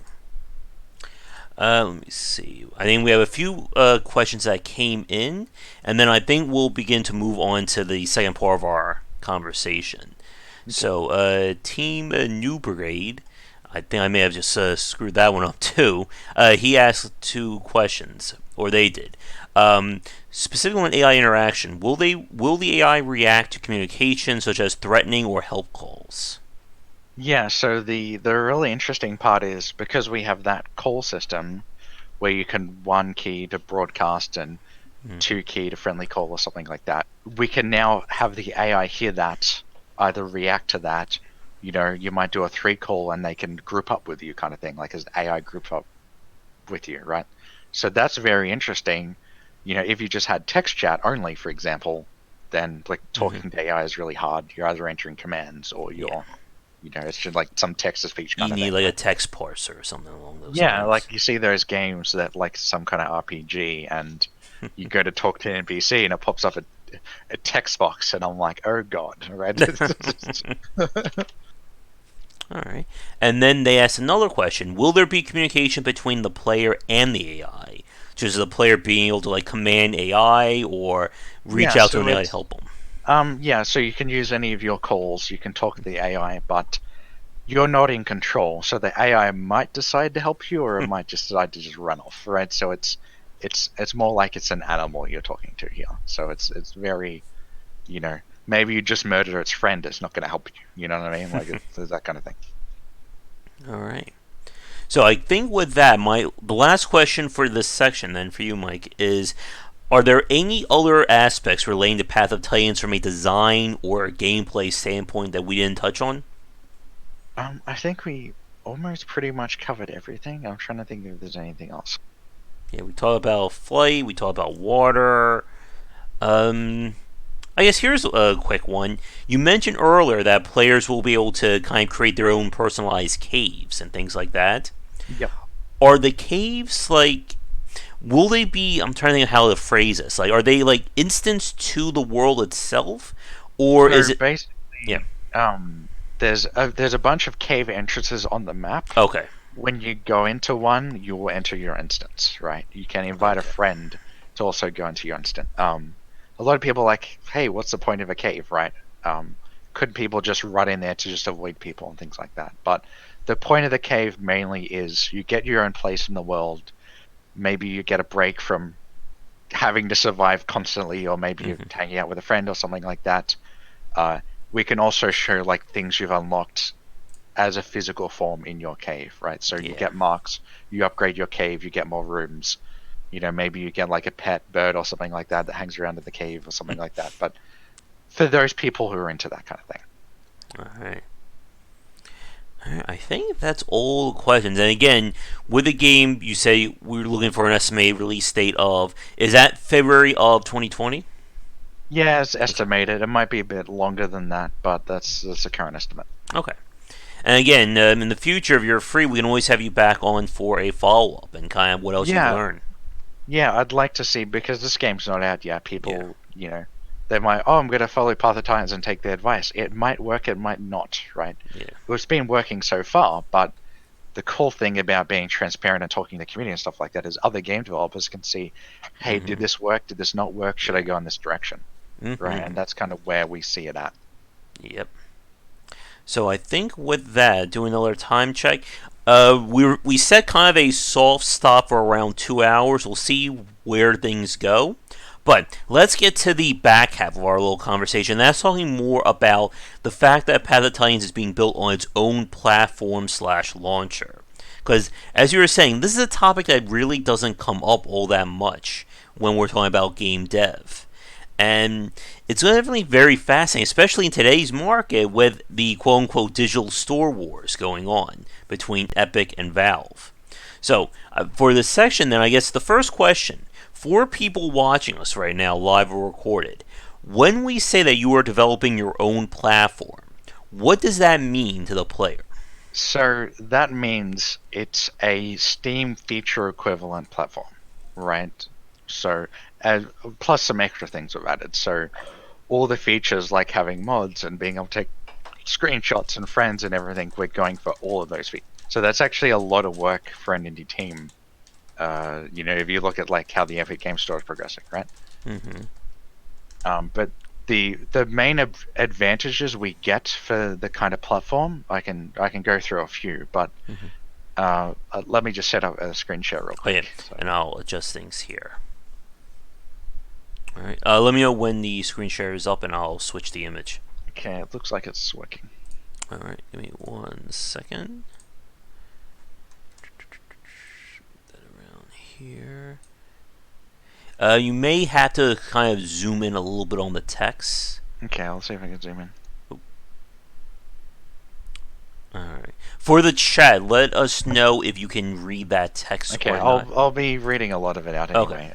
Well, it's just like points for me to remember. But basically, Mm-hmm. um, the idea of the platform started So Valve was hosting an event called Morning Tea with Valve, where they messaged a bunch of Steam developers, and they're like, "Hey, please come out, to talk about video games and things like that." So we came out there. We asked some questions of like, "Hey, you know, hey, crash reporting doesn't work for 64-bit. Can you fix it?" And we got a couple of mixed answers of like, "Oh, the guy who worked on that doesn't work on it anymore," and or things like that, or like, "Oh, how did this store algorithm gets worked? Like, if we get 10,000 people wishlist our game, are we going to get featured?" And there's just a lot of weird like numbers and things like that in Steam that we weren't really so sure on, right? So back in 2015, if you launched a game on Steam, you'd get like 1 million or 2 million impressions on the homepage of Steam, right? And you'd be successful no matter what, like provided your game sold itself and things like that, right? But the problem now in 2019 is you don't actually get all of that marketing traffic because of the store saturation, right? So Yeah. you get a lot of features, and we love Valve and Steam, and it's really awesome. And we're not saying that everybody should go make your own platform, but Mm-hmm. there's a few particular issues we had with it that we couldn't really get solutions for yet. So it was actually suggested, like Valve suggested, hey, try and make your own platform. If it doesn't work, you can always launch on Steam later, right? So Mm-hmm. that's kind of the impression we started off with. We didn't Mm-hmm. want to, if we launch on Steam first and then make our own platform, suddenly our user base is split up, and now we have to split two different sets of features and two different implementations of everything. So the bit we're trying to go after is we make a platform that supports the game in the best way possible, right? To where if we added the game to another store, it wouldn't have the equivalent features or be as good, right? Yeah. Not that And I any think. stores are bad, but it just it's a tool made specifically for our use case, which is Yeah. always better than a generic tool made for everybody. Yeah. I think the chat does want you to zoom in just a little bit more. I think they said. All right. Okay. Yeah. Yeah. So I guess with that said, Vivid Sky asks, "Are you going to have stuff like friends list, DMs, things like that?" Yeah, so we will have our own Alderon Games friends you can add or remove, but the thing we took advantage was you can sign in with Discord, Steam, uh, Mm. Google, and a bunch of other providers, and we can pull in your friends from there. But Okay. if you're on like an Xbox, for example, you'll have your friends on our platform and our friends on Xbox, for example. You like you have them both. Mm-hmm. Another issue we fixed was Steam Workshop only works on PC and not console, right? Mm-hmm. So if we make our own platform, we can make it console compatible and have mods properly shared between all the platforms and things like that. Interesting. And I guess here is a question I'm just wondering about. You said that Valve suggested to try and make your own platform with the game. So with Path of Titans, did you come up with the idea? Were you thinking about creating a platform from the very beginning? So well, we're thinking about creating it, Okay. right? But we're also split between, hey, Steam's really awesome. You know what I mean? Like there's a lot of good Yeah. refund policies and things like that. So we're kind of torn, but we're looking at, hey, if we're going to self fund this game, we're going to need to have a marketing budget. We're going to need extra money to help support this thing. If that 30% no longer gives you a lot of marketing, that's a huge problem for us because if we do our own platform, we can use all that money for marketing, for development, Mm-hmm. for putting ourselves out there, right? So that's kind of the decision behind it. If I scroll down a little bit, Mm-hmm. we can talk about costs, right? So Mm-hmm. we can do payment processing for our platform in 2.5% plus 30 cents, the cost of buying the game, right? Mm-hmm. Versus like 30%. We have Unreal Engine royalties, 5%, but um, that brings it just under Epic's royalty share. You have to pay some bandwidth costs like $5 to $10 a terabyte for downloads, Mm-hmm. but you get a whole chunk of money you can spend on making your game better or more sustainable, stuff like that. Yeah. That's if you can get the people, right? If you Yeah. can't get the adoption, it's actually going to be a lot worse than launching on another platform. Yeah. When we originally started, Epic Game Store didn't exist, Mm-hmm. right? So there just wasn't even a thing, right? If they existed, maybe we would think about it, but there's also the backlash that was associated with it that we didn't want to be Mm-hmm. directly associated with it yet. And the features like modding and stuff don't exist on the Epic Game Store yet. Yeah. So we really got like a weird use case where we're trying to be cross-platform modding and all these tools that don't exactly work on other platforms as well. Yeah. they could work, but yeah. Hmm. Anyone have any questions before I move on? I have a few platform related questions. I guess Sure. if you want to go over, I can either give them to you now, or you can go through the rest of the screen, whatever you prefer. Okay, I can go. I can go a little bit more. So Okay. another one was Google Play, right? So Google Play is great and awesome, but there's also a lot of saturation and duplicated apps. And this 30% fee, generally you get support, marketing, payment processing, and everything in it. If the platform's really big and really popular, you don't get much support, right? Hmm. So, for example, I messaged Google Play and I'm like, hey, I'm having this problem with my app's version number or something like that, some version code problem. And they're like, hey, we can't help you. You need to delete your app and remake it. And I was like, well, that's not great. So I sent him an email back and I'm like, I fixed it. I just launched off Google outside of Google Play, and I have 30% more money, right? So, Google Play and stuff's great, but the support and use cases didn't fit up with what we're trying to do. So Hmm. nothing wrong with any of these platforms. Just we wanted to try something different. It could work, it might not work, right? Hmm. All right. Do you have anything else on the screen share? Shall we? Well, I was going to talk about the launcher and stuff of the development of how it started, but Okay. All right. uh, we can go. I can go over this through quick and get questions. So I went through. I have a developer who works on our launcher in addition to the game, so it's not just me making everything. Hmm. And so we made our decision. Hey, we're going to try and make a platform, right? And we started prototyping out how this thing's going to look. And this is a screenshot grabbed from Discord. If every time we've either done something or had a problem, we posted a screenshot. So I just went through the history and grabbed all this, right? So you can see, there's initial concept. You start scrolling down, you start seeing like things fitting in place, for example. You start seeing updating, you start seeing options, you start seeing news feeds appear. And as you can see, like it isn't just make a thing and it's done. This is like over a year. We went through whole iteration cycles of how do we want the launcher to look and is it going to be familiar and easy to use, right? So the goal is make it easy enough to use where there's no friction between people, right? So we can control the buying experience. We control the experience from when you buy the game to playing the game to you quit playing the game, like the whole process. If you Hmm. have an issue, we can fix it.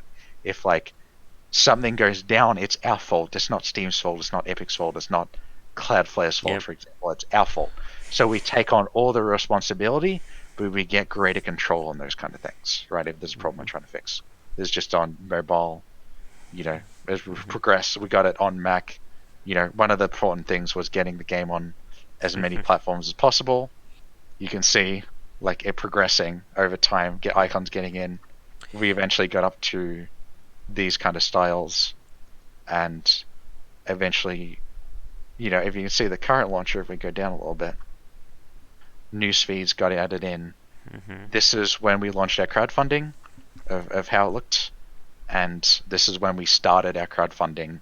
You could either back on our store or back on Indiegogo. We can add both. One of the reasons why we went on Indiegogo was you don't have a lot of credibility if you just like put a crowdfunding page up or make your own. So we wanted to have another option for people, right? Hmm.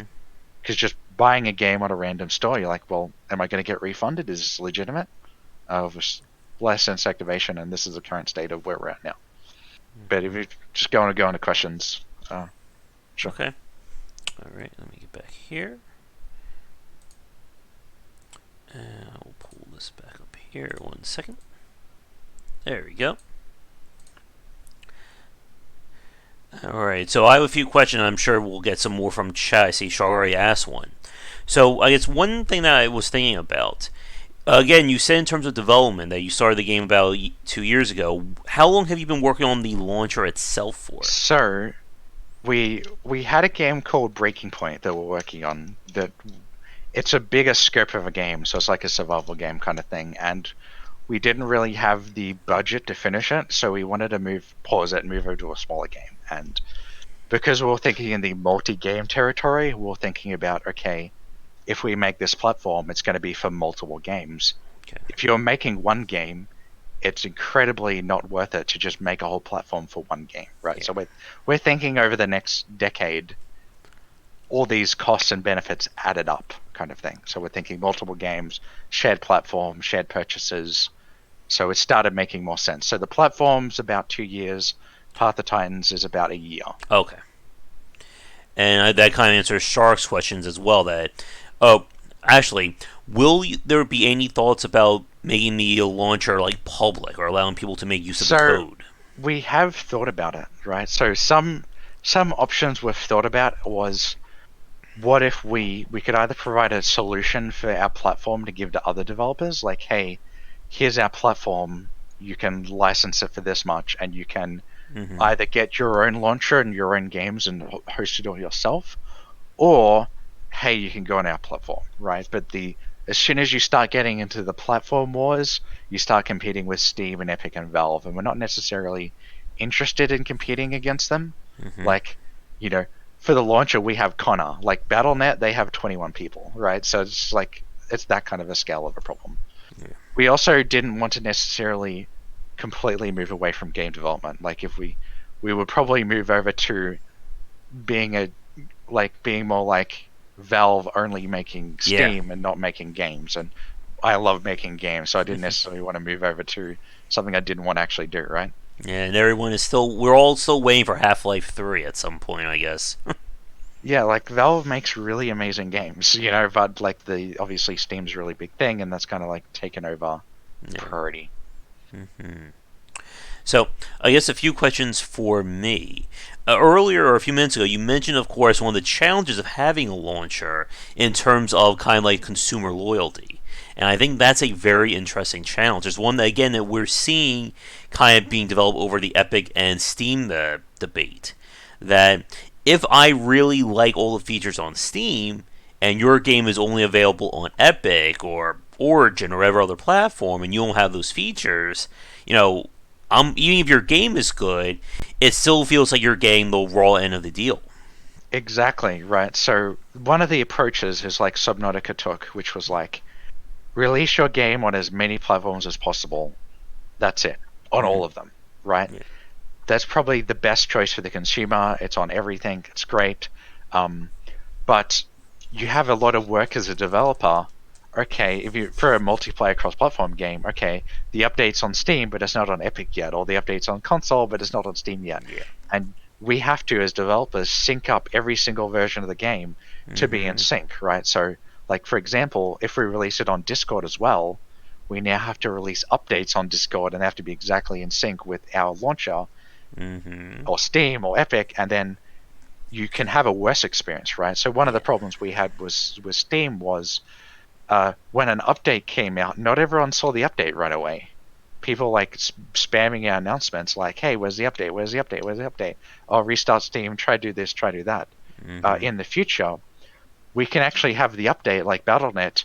You pre-download the update before it comes out, and then it's synchronized, and then everyone can play Yeah. without having to download it. Mm-hmm. Another concept was we can patch the game without you needing to restart it. So like a hot reload kind of situation where we can patch a Yeah. new Dinosaur in with our platform and launcher.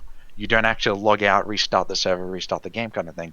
And it's pretty standard for, okay, you can't change the game files because Steam's using them, right? So the Mm-hmm. approach we're taking is we can make the experience better for our game. That kind of approach. If it was worse, why would you buy a game? You'd just be like, well, it's not on Steam, I don't want to buy it, right? Yeah. And getting to your point about supporting multiple platforms, I remember this was a very big issue Payday 2 ran into. That when they moved over to the console side, the console was always dragging behind the PC version. I mean, not Yes. like a few weeks. I mean, it was like several months of Yeah, content. so the problem with that is you have to pass certification when Yeah. you patch your game, right? And that could take a month or whatever it is. It could take Mm-hmm. 2 months, right? You have to book in weeks in advance. All depends on what console you're using and what their Mm-hmm. policies are. So that's a huge problem. The way we see it is we need to organize our patches and synchronize everything up, right? If cross-platform players to work, if one day you can't play with PC people, we could have a million players on PC. Suddenly the servers are empty because there's not enough players, right? So, and some people feel like they're getting the short end of the stick where the DLC is only on one Yeah. platform or any of that stuff. So we want to synchronize everything up and be able to integrate, if we do console like Xbox, for example, sign into our platform through Xbox, you get everything, kind of like how Epic Games works right now. And again, like these are issues that a lot of people I think don't necessarily think about when they're singing to one platform, or again, multiplayer being you have the Xbox multiplayer version, you have the PS4 multiplayer version, you have the PC multiplayer version, and that's it. Yeah, exactly. But it's also split up between stores. So, Yeah. like, if you're on, I think it's, I can't remember the name. I think it's like one of the indie platforms. You just upload a zip file, right? On Steam, you have to run a commandlet. On Discord, you uploaded it through some website panel. On Epic Games, it's probably uploaded differently, and they all have different versions. So you might spend 2 weeks of your time trying to sync up all the patch is done, critical bugs fixed. How do we actually get it out to everybody? What happens if Discord stops working one day? What are we going to do, right? Mm, How do we even give you it on Discord for free if you already own it somewhere else, right? yeah. Like, how do we give it for free on Discord if you've bought it on Steam? It's like, well, we can't. We could give you a Steam key, but it doesn't work for everything. So the bit we see is better experience, shared purchases. You Mm-hmm. buy it once, you kind of have it everywhere, kind of thing. Yeah. Now, here's a question I'm curious about. I'm sure some of the developers watching are as well. With developing the launcher itself, were there any aspects of developing it that didn't seem like hard to start, but proved to be a lot more challenging as you try to implement it? So, um, one of the bits is obviously patching. Patching games is hard, right? So somebody could, be on a remote island somewhere with a kilobyte download and they're trying to download your game and you need a bad account for that, right? Like you have to collect a lot of data on this person can't patch, how do I fix it? So there's a lot of things like that. But once you get it working, generally it's okay. You don't have to touch it too much, but you need to make sure that your downloads are fast in all the regions. Someone's in China, they can still log in, they can still download it really fast, like all the regions. Everything works, localization, all that kind of things. Mm-hmm. So that's one of the other things. Another thing was uh, make it like people on old Windows versions, right? So the problem with Windows is you don't actually every single Windows 10 version isn't the same, right? So you might be on 1703, this guy might be on 1709, this guy might be on 1803, this guy might have ray tracing with 1809 or something different, right? So synchronizing Windows versions isn't a thing. So your game might work on one and might break on another, and that's a problem even if you're not launching on your own platform. So you might set up a bunch of computers or virtual machines to run your game on as many things as possible, make sure it actually works for people. Mm-hmm. And again, like these are all very, very complicated challenges that you don't really think about, especially for a lot of indie devs. Again, one of the best things about using something like Steam was the very fact that it takes care of a lot of that stuff for you. You don't need to Yes. worry about patching or worrying about stuff. You just give it to Steam and then it delineates the patch out. Not so much when Yes. you're doing your own thing. So the cool thing about Steam is you just upload the patch, it just works, it's fine. Mm-hmm. But we can actually optimize that experience. So maybe the patch isn't like maybe the patch is downloaded while you're playing the game in the background and it's installed and you don't have to even restart the game, right? Like that's a lot more work and that's harder, but that's just it's a little bit better user experience. If you're not interested in doing that, then Steam works fine, sure. Mm-hmm. Let's see. I think There's Alvarez. payment processing, refunds, maybe we can talk about. So, Yeah. so positive is we can refund people for any reason. Like we have full control over refunding people, right? So if somebody's credit card's declined or someone wants a refund, they could have 2,000 hours in the game. We could still refund them if we want to, right? If they're like, I'm truly unhappy you changed your user license agreement, generally, you get better reviews and better user experience. You just give them their money back, right? Like Mm-hmm. $20 is nothing to you, but it's everything to someone who bought the game. If Mm-hmm. you get what I mean, right? If you've got millions of dollars, 10 unhappy people, once they're refunded, they go away. They don't keep complaining, screw these developers, they took my money, XYZ. Like, that's a solvable problem to people. If you're on Steam, it's kind of like, hey, Valve, could you please refund this person? And that's a whole thing. Like, to hope they actually get refunded and things like that. Oh, yes. And one thing that we were talking about on our message that I think a lot of people don't also think about is the fact that when you're dealing with returns and refunds on your own side, you're also having to manage, issues such as international currency, exchange rates, and Yeah, that's a so very big regional deal. pricing, right? Hmm. So I think we had a devcast about this a while ago, but France was like, okay, you can't do region blocking or something like that, or or Hmm. Europe's like, oh, we want our customers or citizens to be able to buy the game for the same price in the other region, and it's like, well, suddenly I can't do regional pricing for Europe. I Hmm. can for Russia, but so it's hard, and the problem with like supporting someone like Russia is it's the lowest currency, like you get the least amount of money because of the conversion rates, if Hmm. you price your game at what they sell, and bandwidth is the highest price in Russia. So the US, people pay you the most amount of money, but you have the lowest costs in the US, right? So really that US player base is really paying for other people to run the game on the platform kind of thing. And Valve just kind of like takes care of that. Hmm. And again, like these are things that it's one of the reasons why for a lot of developers they don't think about doing their own platform or their own launcher. Yeah, they don't even think about it being as an option, as like something you could even do. But the experience we're trying to create is if you have two games on Steam, right? You release game A, you release game B. It's hard to have a shared community or play base between these two games, right? Unless you like patch the game and you put an announcement, hey, check out game A, right? But the moment we have our own platform, you know, it's not Steam users we're talking about. We're talking about our customers, right? So Hmm. we have full control over giving them the best experience. Like they're ours, like they don't disappear into the void, right? Like a customer on Google Play, for example, you don't know who they are, you don't have their email address, you don't know how to contact them, you don't know how to help them. Some of your support requests go through Google and not you. So it's more direct. You're selling to your customer kind of way of solving the problem. Yeah. I think since Oliver came in late, with he asked a gameplay related question: will fishing come out before pre-release, and will you be able to fully play the game in the pre-release? Yeah, so fishing obviously will be out before the pre-release. The pre-release is more kind of like a beta, but Hmm. it's focused on all those gameplay problems we spent the first hour talking about, right? So we actually need to Hmm. have people play the game, catch the problems, solve them.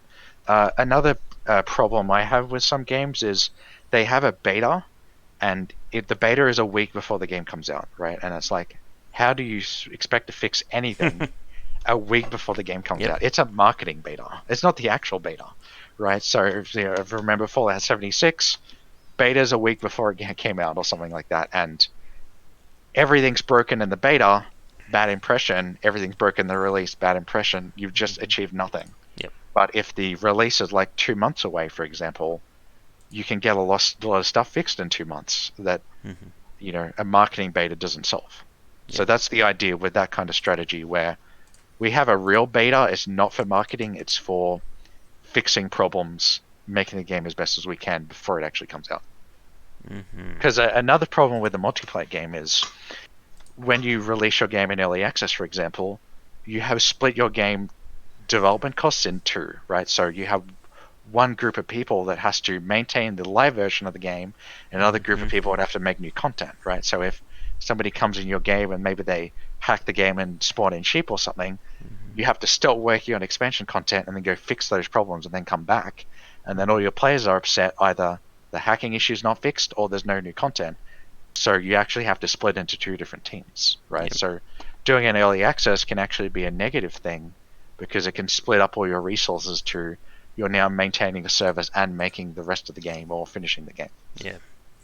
And getting back to talking more about the platform itself, Yep.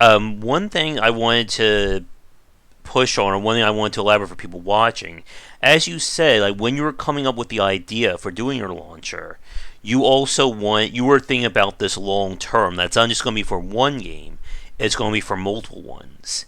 I Yeah. guess. So the marketing problem is like you spend so much money marketing to get one person, and then they go away, and you have to respend that to get another person. If you have these people, in your walled garden or in your circle or whatever it is, Mhm. they're repeat customers. They like, oh, they value your games, and there's a whole different relationship created. So that's what I'm thinking long term. Like, if I do like my next 10 games, this will all pay off, right? Mhm. Doing one game, I'm probably just going to probably be a net loss. Yeah. So that's why I was thinking that um, for developers watching this or making their own games, like if they're just focusing on one single title or one single kind of content like that, it probably would be better to use one of the established engines or one of the established platforms. Yeah, exactly. But if you're thinking, hey, I'm going to be making games in the next decade, long term, it might actually be better to invest Mm-hmm. in reusable technology, right? So that's Mm-hmm. kind of what we're doing is we're investing in our future with all this technology because it doesn't pay for itself right away. Like it's a No. really long term investment, and it can be a lot better long term, but it's not good short term. If you're just making one game, if it's Mm-hmm. your first game, like do not do this. Like it won't work out. But if you're like, I don't have you heard of Crashlands at all? I think I've heard of the game. I don't think I played that one. So there's a group of developers called Butterscotch Shenanigans who make a game called Crashlands, Okay. and they make a bunch of games, and they haven't made their own platform, but they made a system called, sorry, Bscotch ID, right, where Mm-hmm. you could log into all their games using their kind of login system, and they shared like cloud saves between platforms and all these other features they give you, Mm-hmm. and they're trying to create a experience for people, as in repeat customers, right? Like if someone's bought your last game and they know you're a good developer, they're most likely going to buy your next game, right? And if you can contact those people, if you can give them a really good experience, you can save so much marketing money and so much resources Mm-hmm. trying to get access to people. Like if you look at platforms like Facebook, for example, you pay money to send messages to your own followers. You know what I mean? Like, how Mm-hmm. much of your own followers do you want to see this thing? And that's where the real struggle comes in. But if we have more control over it, we can be like, hey, do you like Dinosaur game? Try our next game that's Mm-hmm. plays an animal, or plays a wolf, or plays something else that's related to that first game. We suddenly have a whole ecosystem of people who like our games.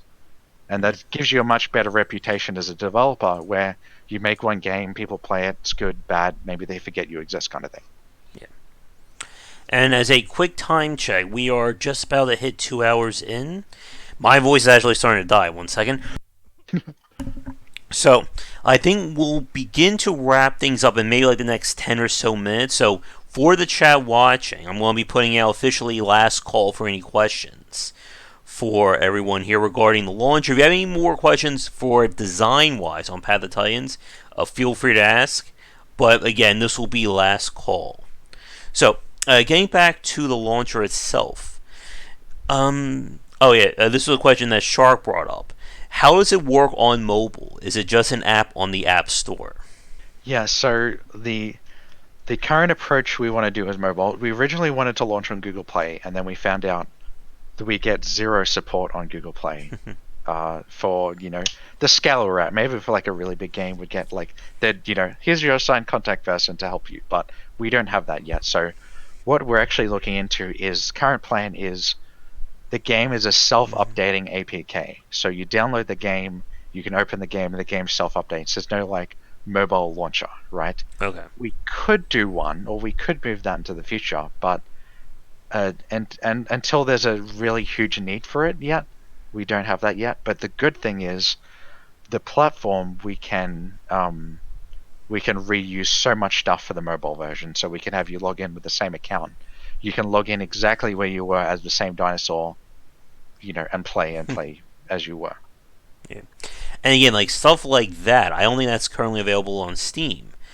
And Yeah. as you said, like a big part about this was the fact that you want essentially complete control over the launcher, complete control over the features set in it. Yeah, so we can come up with new features that Mm-hmm. Steam can't really do because, like, for example, maybe the Steam version of your game gets a feature, but the Discord version doesn't, right? So that's a huge problem.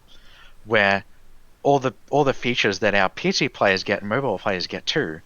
Because like, Steam might have Steam achievements, Google Play might have Google achievements or something like that. We could just have our own achievements that just works everywhere, right? Mm-hmm. Let's see. The Guy asks, "Are you thinking about having Beasts of Bermuda on the launcher?" Um, I think we want to focus on our own games right now and see how well they do and if they're successful. I mean, if other developers want us to help them out, we can totally look into it. But um, Mm-hmm. if you're a game on Steam, it's a little bit more work to get up to feature parity, right? So Mm-hmm. you would have to do a lot more integrations on that. Because, like, for example, if you have a mod and someone uploads it to Steam Workshop, it's in the license agreement where you can't download that on a console, right? And Mm-hmm. I've spoken to people at Valve about this, and they said we don't actually have a problem with consoles using our workshop yet, but we haven't got the relationship or haven't developed it out with other console Mm-hmm. manufacturers. Yeah. So you have a problem where all these things are in this platform, and they can only be accessed on that actual Yeah. platform. But for us, because we don't use like Steam mods, you upload a mod to us, we can give it on your phone, we can give it on console, we can give it on PC. Mm-hmm. And another problem people had with Steam's when I was a modder was the license agreement for the mod gives Steam heaps of rights for your mod. Right? Mm-hmm. They reserve every single right.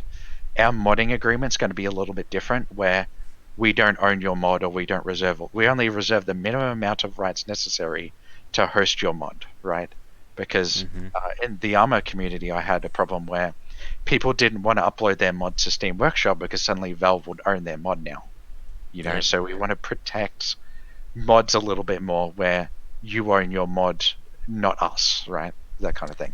If we want to do something like paid mods, for example, or you can donate, get access to a mod, we could do that. Could be a good idea, could be a bad idea, but we have the flexibility to add that in and it's now on all the platforms, right? So Yeah.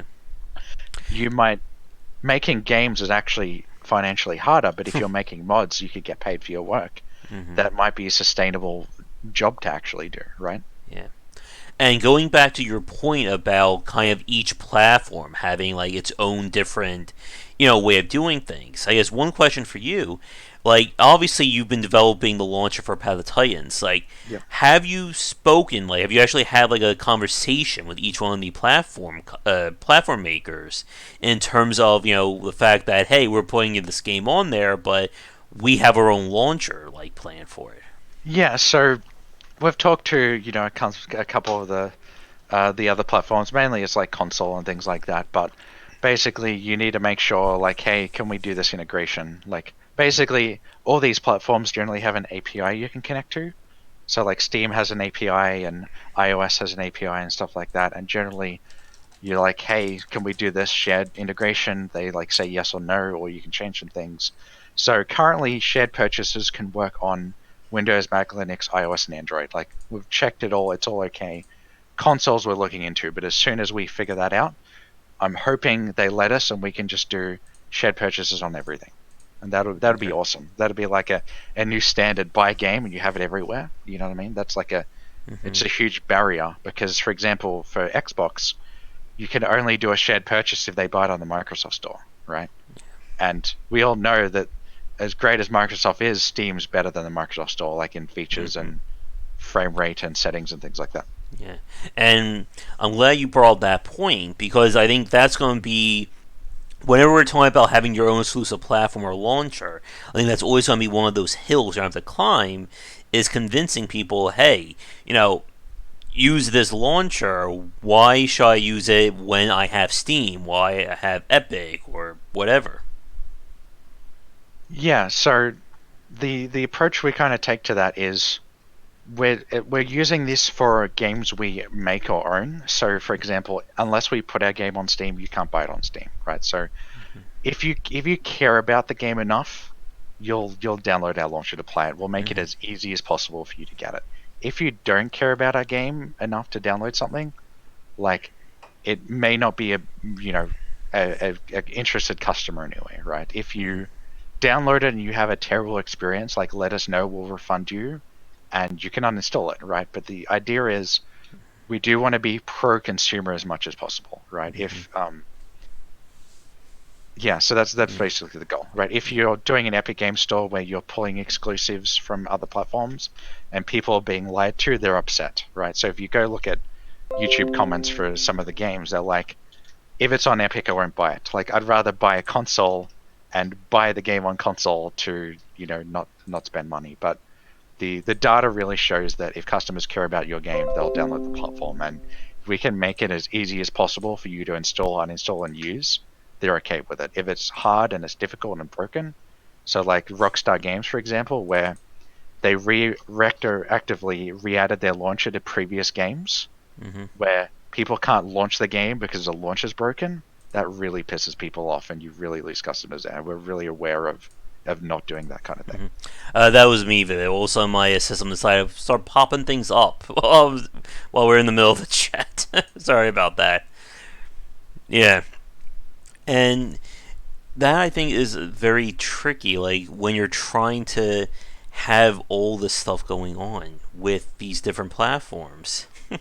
I know I just Yeah. completely threw me off my game there, but there's one thing that I wanted to bring up with regards to having your own platform. Now I'm sure somebody's probably already asked you with the game itself. But I want to bring up here. Are you going to have any kind of copy protection on your own launcher? Is that like DRM? Yeah. So the way we see it is with the only minimal DRM that's needed is some kind of like basic authentication check, right? Like Mm-hmm. that Steam does, right? Really basic stuff. Stuff like Denuvo or other hard forms of DRM, we Yeah. just don't want to go anywhere near. We don't want to touch it with a 10-foot pole, right? So like Mm-hmm. we don't see any of that kind of stuff. Like it ruins the performance of games. It causes a bunch of problems. It causes like people can't like you can launch the game without the launcher, for example, right? So you can not have the launcher open and launch the game directly and just log in through the game and play the game still without it even running, right? So it's Mm-hmm. not even a Rockstar Games situation where you launch the game and it forces you to launch the launcher and then you can only play through that. Some people might just want to keep it closed for performance reasons or some other reason, but you can totally do that and it still works, right? The launch is more of like a convenience thing for like updating the Mm-hmm. game and stuff like that. Yeah. And But in again, terms these. of piracy, Yeah. I'll let you talk. But I wanted to talk about piracy on mobile real quick, Okay. because I think there was like Android piracy rate is like 90%, and I think it's like 30 to 40% on iOS. So that's like some Mm-hmm. really interesting thing to talk about. But go on. I was just about to say the whole point about copy protection. Again, that is another major factor that has become one of those things people talk about that you really do have to consider when you're trying to release your game. Yeah, and I think Epic Game Store has a couple of problems right now Mm-hmm. where you can copy and paste a game to another folder, log out of the Epic Game Store, log in with an account that doesn't own the game, and it just works, accidentally. So it is something to think about. Another problem I want to bring up is if you have a mobile game, for example, and the mobile game downloads like additional content from a remote server or something like that. If you have 90% piracy rate on the mobile version, for example, pirates can actually cost you 4 times the amount of money uh, for bandwidth costs Oh, than jeez. from the online service, right? So if you have a single player game, if it's pirated, they use torrent or something like that, and it costs you nothing. Like piracy costs you nothing, you know, if you're Mm-hmm. not including the missed sales thing, right? Yeah. If you have an online service game, piracy could cost you in bandwidth and hosting and other fees for your online service, where Mm-hmm. you might actually lose 4 times the amount. You get a server bill 4 times the amount of income you've had, Yeah. right? So And that's important to us. And yeah, go on. I was going to say another possible issue again, because of the fact that you're supporting cross-platform play, if one of those platforms isn't secure, somebody could, let's say, download like the mobile version, hack or crack it, give them all kinds of features and additional options, and then logs onto the PC version and then completely wreck things there for people. Yeah, like they could root their phone or something like that, or Yeah, you could have somebody cheat and affect the experience of a console user, right? And yeah, consoles traditionally pretty locked down in terms of cheating and stuff like that, like mm-hmm. very locked experience and hard to cheat on, right? So one of the other things is just making sure that doesn't happen. And we have it easy because we're doing a multiplayer game. If you have Yeah, a single player game, that piracy stuff is really hard to patch. And the Hmm. solution to piracy is make your gameplay experience better than the pirated version, right? If you use Denuvo or some other DRM thing, if the DRM version runs slower, you've lost all of your customers, right? Like, or worse, the launcher doesn't open, right? So they pirate the game like a Rockstar game or something. Launcher doesn't work, and we're going to pirate it now. When Yeah. I would have bought it, that's not including the I didn't want to buy it people that wouldn't buy it anyway. Hmm. Yeah, and again, like that's always been one of the major points when we talk about launchers and copy protection is that a lot of consumers will turn away from these features not because they don't want the game, because they don't want to deal with that additional hassle. Exactly, and that's one of the reasons why we wanted to try and launch it first Hmm.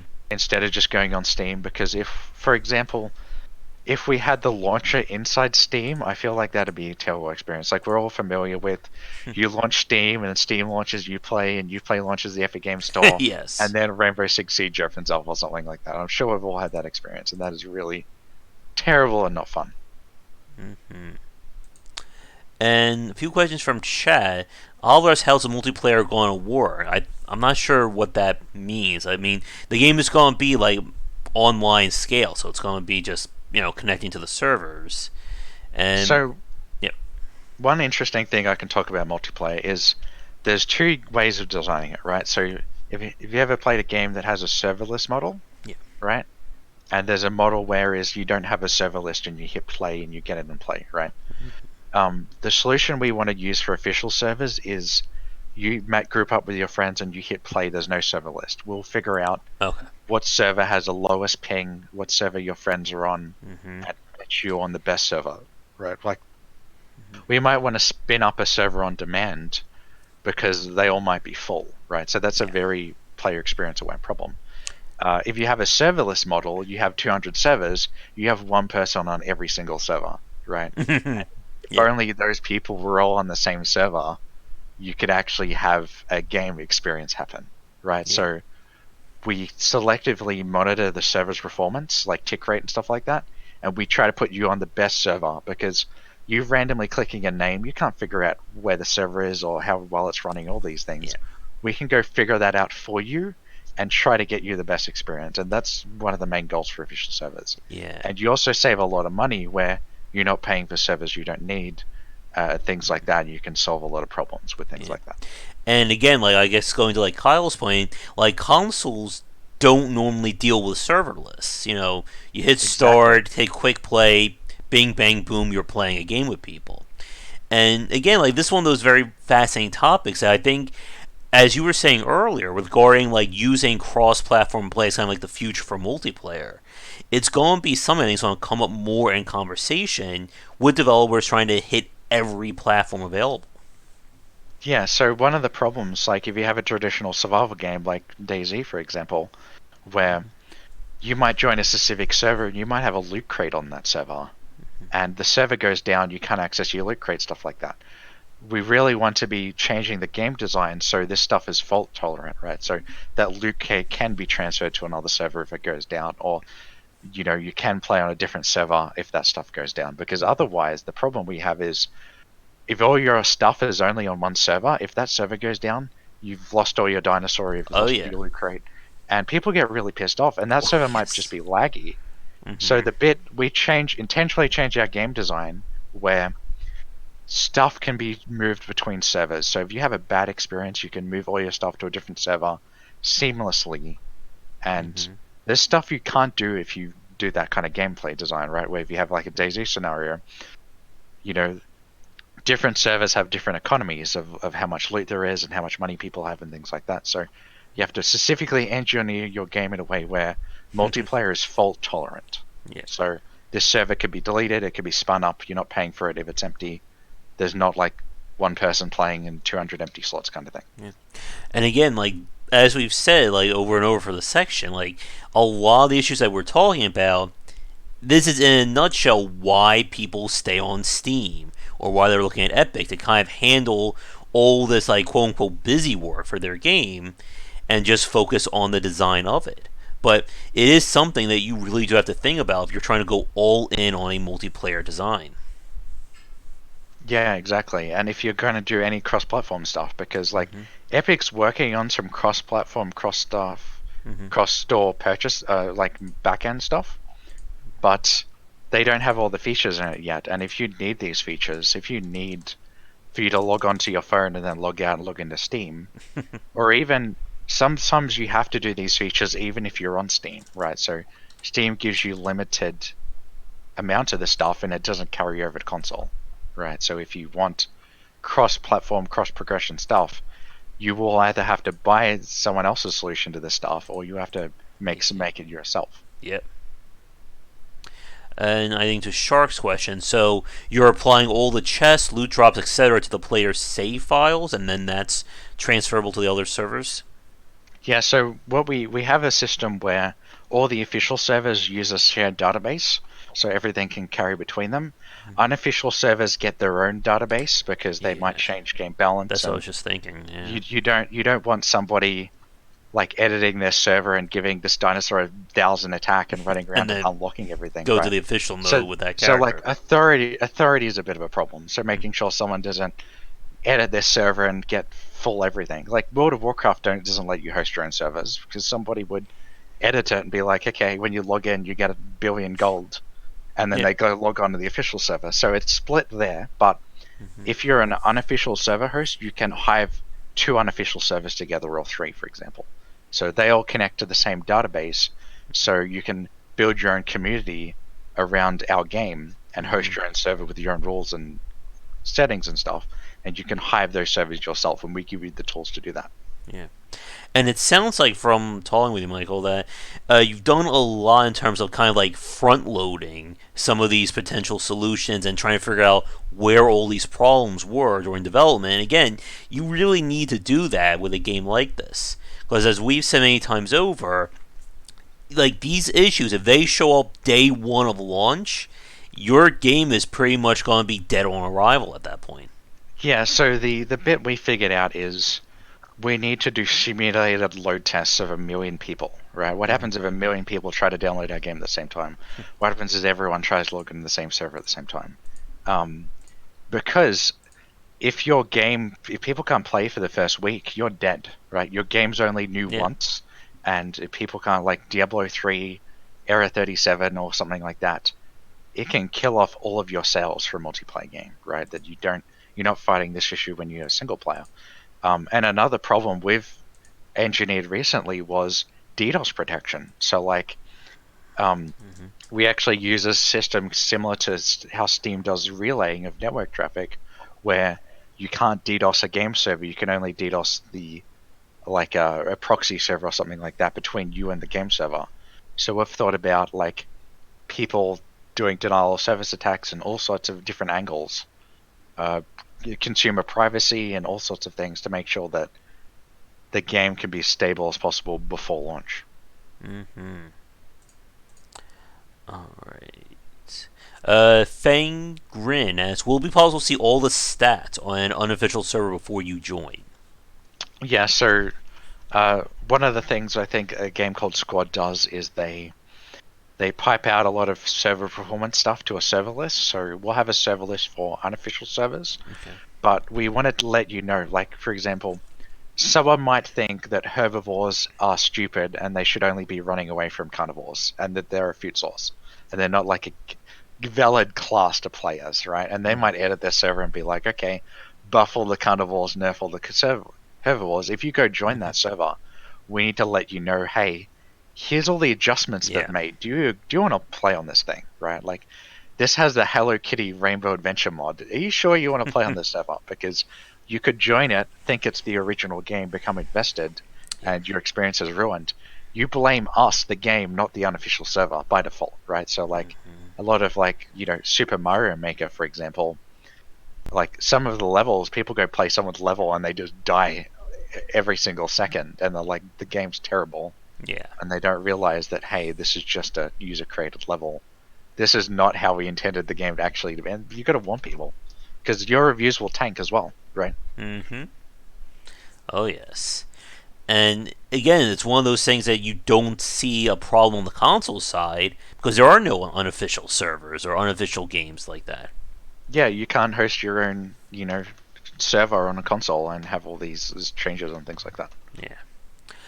Let me see. All right, I think we can begin to wrap things up. Is there anything regarding developing the platform or the launcher that we didn't touch on yet? Um, I'm just saying one thing. It's not cheap. You know what I mean? Like if you want to pay somebody, like we've really spent, you know, almost as much money we've made on the crowdfunding on the platform. We haven't spent any of the crowdfunding money on the platform. That's all going into the game, but we spent our own finances on the platform beforehand, kind of thing, right? Mm-hmm. Um, so that's the important thing. It's expensive. Yeah. It's doable though, right? Like people think that they need to have $100 million to do this thing. You don't need to. It depends on the scale of the game and what you're trying to do. You know what I mean? Mm-hmm. You might not even do a launcher. You might just do a self-updating game, for example, that you add a you might have a small indie game where you do a payment processor on your website, people download and play. You might do something small, but the option is there. For example, just to let people know. All right. Well, I think with that, since we are almost at 2.5 hours in, I think this will probably be a good time to wrap things up. And again, the game is not even out yet, so it'll be great to catch up with you in a few months, especially once the game actually comes out for people to test and kind of see how things have changed or shifted when you have all eyes on the game. Yeah, we want to see like how many people are like, oh, I don't want to download another launcher. How many people are like, oh, this is awesome. Mm-hmm. How many people are like, oh, this didn't work. Very interested in seeing how it works, and teams Mm-hmm. working really hard to make sure that as much of it works before possible, and Mm-hmm. doing because you can do a launch, right, and you can do a hard launch where everyone like million people play your game at once, Mm-hmm. and you can do some kind of a soft rollout launch where you have so many few thousand people and you scale up kind of thing to make sure that it's actually tested, Yeah. and actually doesn't catch fire. Mm-hmm. That's very important. You don't want your game to get set on fire, people. There's your final game dev tip for the cast. But, Mike, it's been a pleasure hanging out with you this afternoon, and it definitely seems like you guys know what you're doing. You have a solid plan for you want Path of Titans to be. Yeah, we've spent like a number of years thinking about all of these things. It's not, I think people they underestimate how much work and planning you have to actually do to launch your own game or launch your own platform. Like there's so many things that, for example, you go play Destiny, for example, and you're like, well, why if I buy a skin for my gun, why does it do this? And you have to understand that developers have thought about that for hundreds of thousands of hours, Mm-hmm. or they might not have thought about it at all, right? And that's something to think about of like why they made this decision or why they did it in a certain way. So if you watch any of the other game wisdom streams and casts, you can dive into all those different decisions people make. Oh, yeah. And again, it's a fascinating topic. It's one that we never run out of topics when it comes to talking about game design. I mean, we even came with, I think, 3 or 4 like sub podcasts things we could do in the future. Yeah, exactly. We could talk about each one of those things. Like we could talk about Android piracy for like another 3 hours, for example, and solutions to that and things like that. Mm-hmm. But I think with that, before we get to my final question, for people watching us live record right now, if they want to follow the game or follow you on social media, do you have any place you'd like to plug right now? Just paththetitans.com and alderongames.com/store. And we're also working on hosting a podcast just about making the platform and our games, just to give a user audience a little bit behind the scenes of what problems we run into. For example, like when making a game, you might find that 15% of your time is actually making the game, and the rest is doing accounting and doing all these other random stuff that you didn't think you'd be doing when Mm-hmm. you're actually making the game. That making the game is actually a small part of the whole process. There's everything else connected to that. Mm-hmm. And again, all this stuff you don't really think about from the consumer side. And for a lot of first time developers, they can easily be overwhelmed when it comes to these kinds of considerations. Yeah, you have to break it down to small, manageable problems. Like one of the problems we had was there's 22,000 Android phones, for example, right? Mm-hmm. We're targeting about 10,000 of them, right, out of the 22,000. And you might not be able to buy 10,000 different phones to test your game on every single one of them, right? So versus like iOS, there's like 10 or 20 or something like that. So things to think about when you're making your game to make sure things work out. Mm-hmm. So I guess with that, my final question for you is: do you have anything you'd like to say to the fans watch? I know we have quite a few of them watching today live, but do you Game have anything? Wisdom fans or Path of Titans fans or both? I have my regulars, so we have a whole lot of yours on for the chat. So, do you have anything you'd like to say to Ty Ribbon on our cast? Okay, so if you're interested in making your own game, you should definitely give it a shot. You should, like all the resources you need to make your own games or learn how to do this stuff is on YouTube, right? Like you don't necessarily need a game development degree or all this other stuff. You can actually learn this stuff yourself, right? It's totally up to you. You actually have to put the effort in, right? That's the important part. Like value's given out for free everywhere so often, so much. Like it's never been easier to make a game. You know what I mean? So you should definitely look into it. And definitely don't make a really large game when you first start out. Yes. All right. So, with that, we are going to wrap things up for the cast. Again, Michael, it has been a pleasure hanging out with you. Best of luck with Path of Titans, and I'm sure, again, we'll be talking in the future. Awesome. Thanks a lot. I'll catch you later. All right. So for everyone watching, we're going to end the cast here. If you're watching this live right now, be sure to check out our Discord and Patreon link down below. Come back for daily discussions on game design here and on game wisdom, worries the art and science of games. You can follow me on Twitter at GWBicer. And we do our nightly streams around 9:30 EST when we play games. But one last question for you regarding like your streams on YouTube. Like, when do you do your stuff? We don't have set schedules, but we pretty much do them every single day. We try to do a podcast episode like once every week or 2 weeks or something like that. But basically, YouTube rewards daily content uploads, so everybody should take advantage of that and try to upload once a day if possible. All right. And if you are a developer working on your own game in the future or want to talk game design, we are always looking for future guests for our live and recorded casts. But that is going to do it for today. So once again, thank you everybody for coming out, and hope to see you on future casts or on our Discord channel. But until next time, have a great day.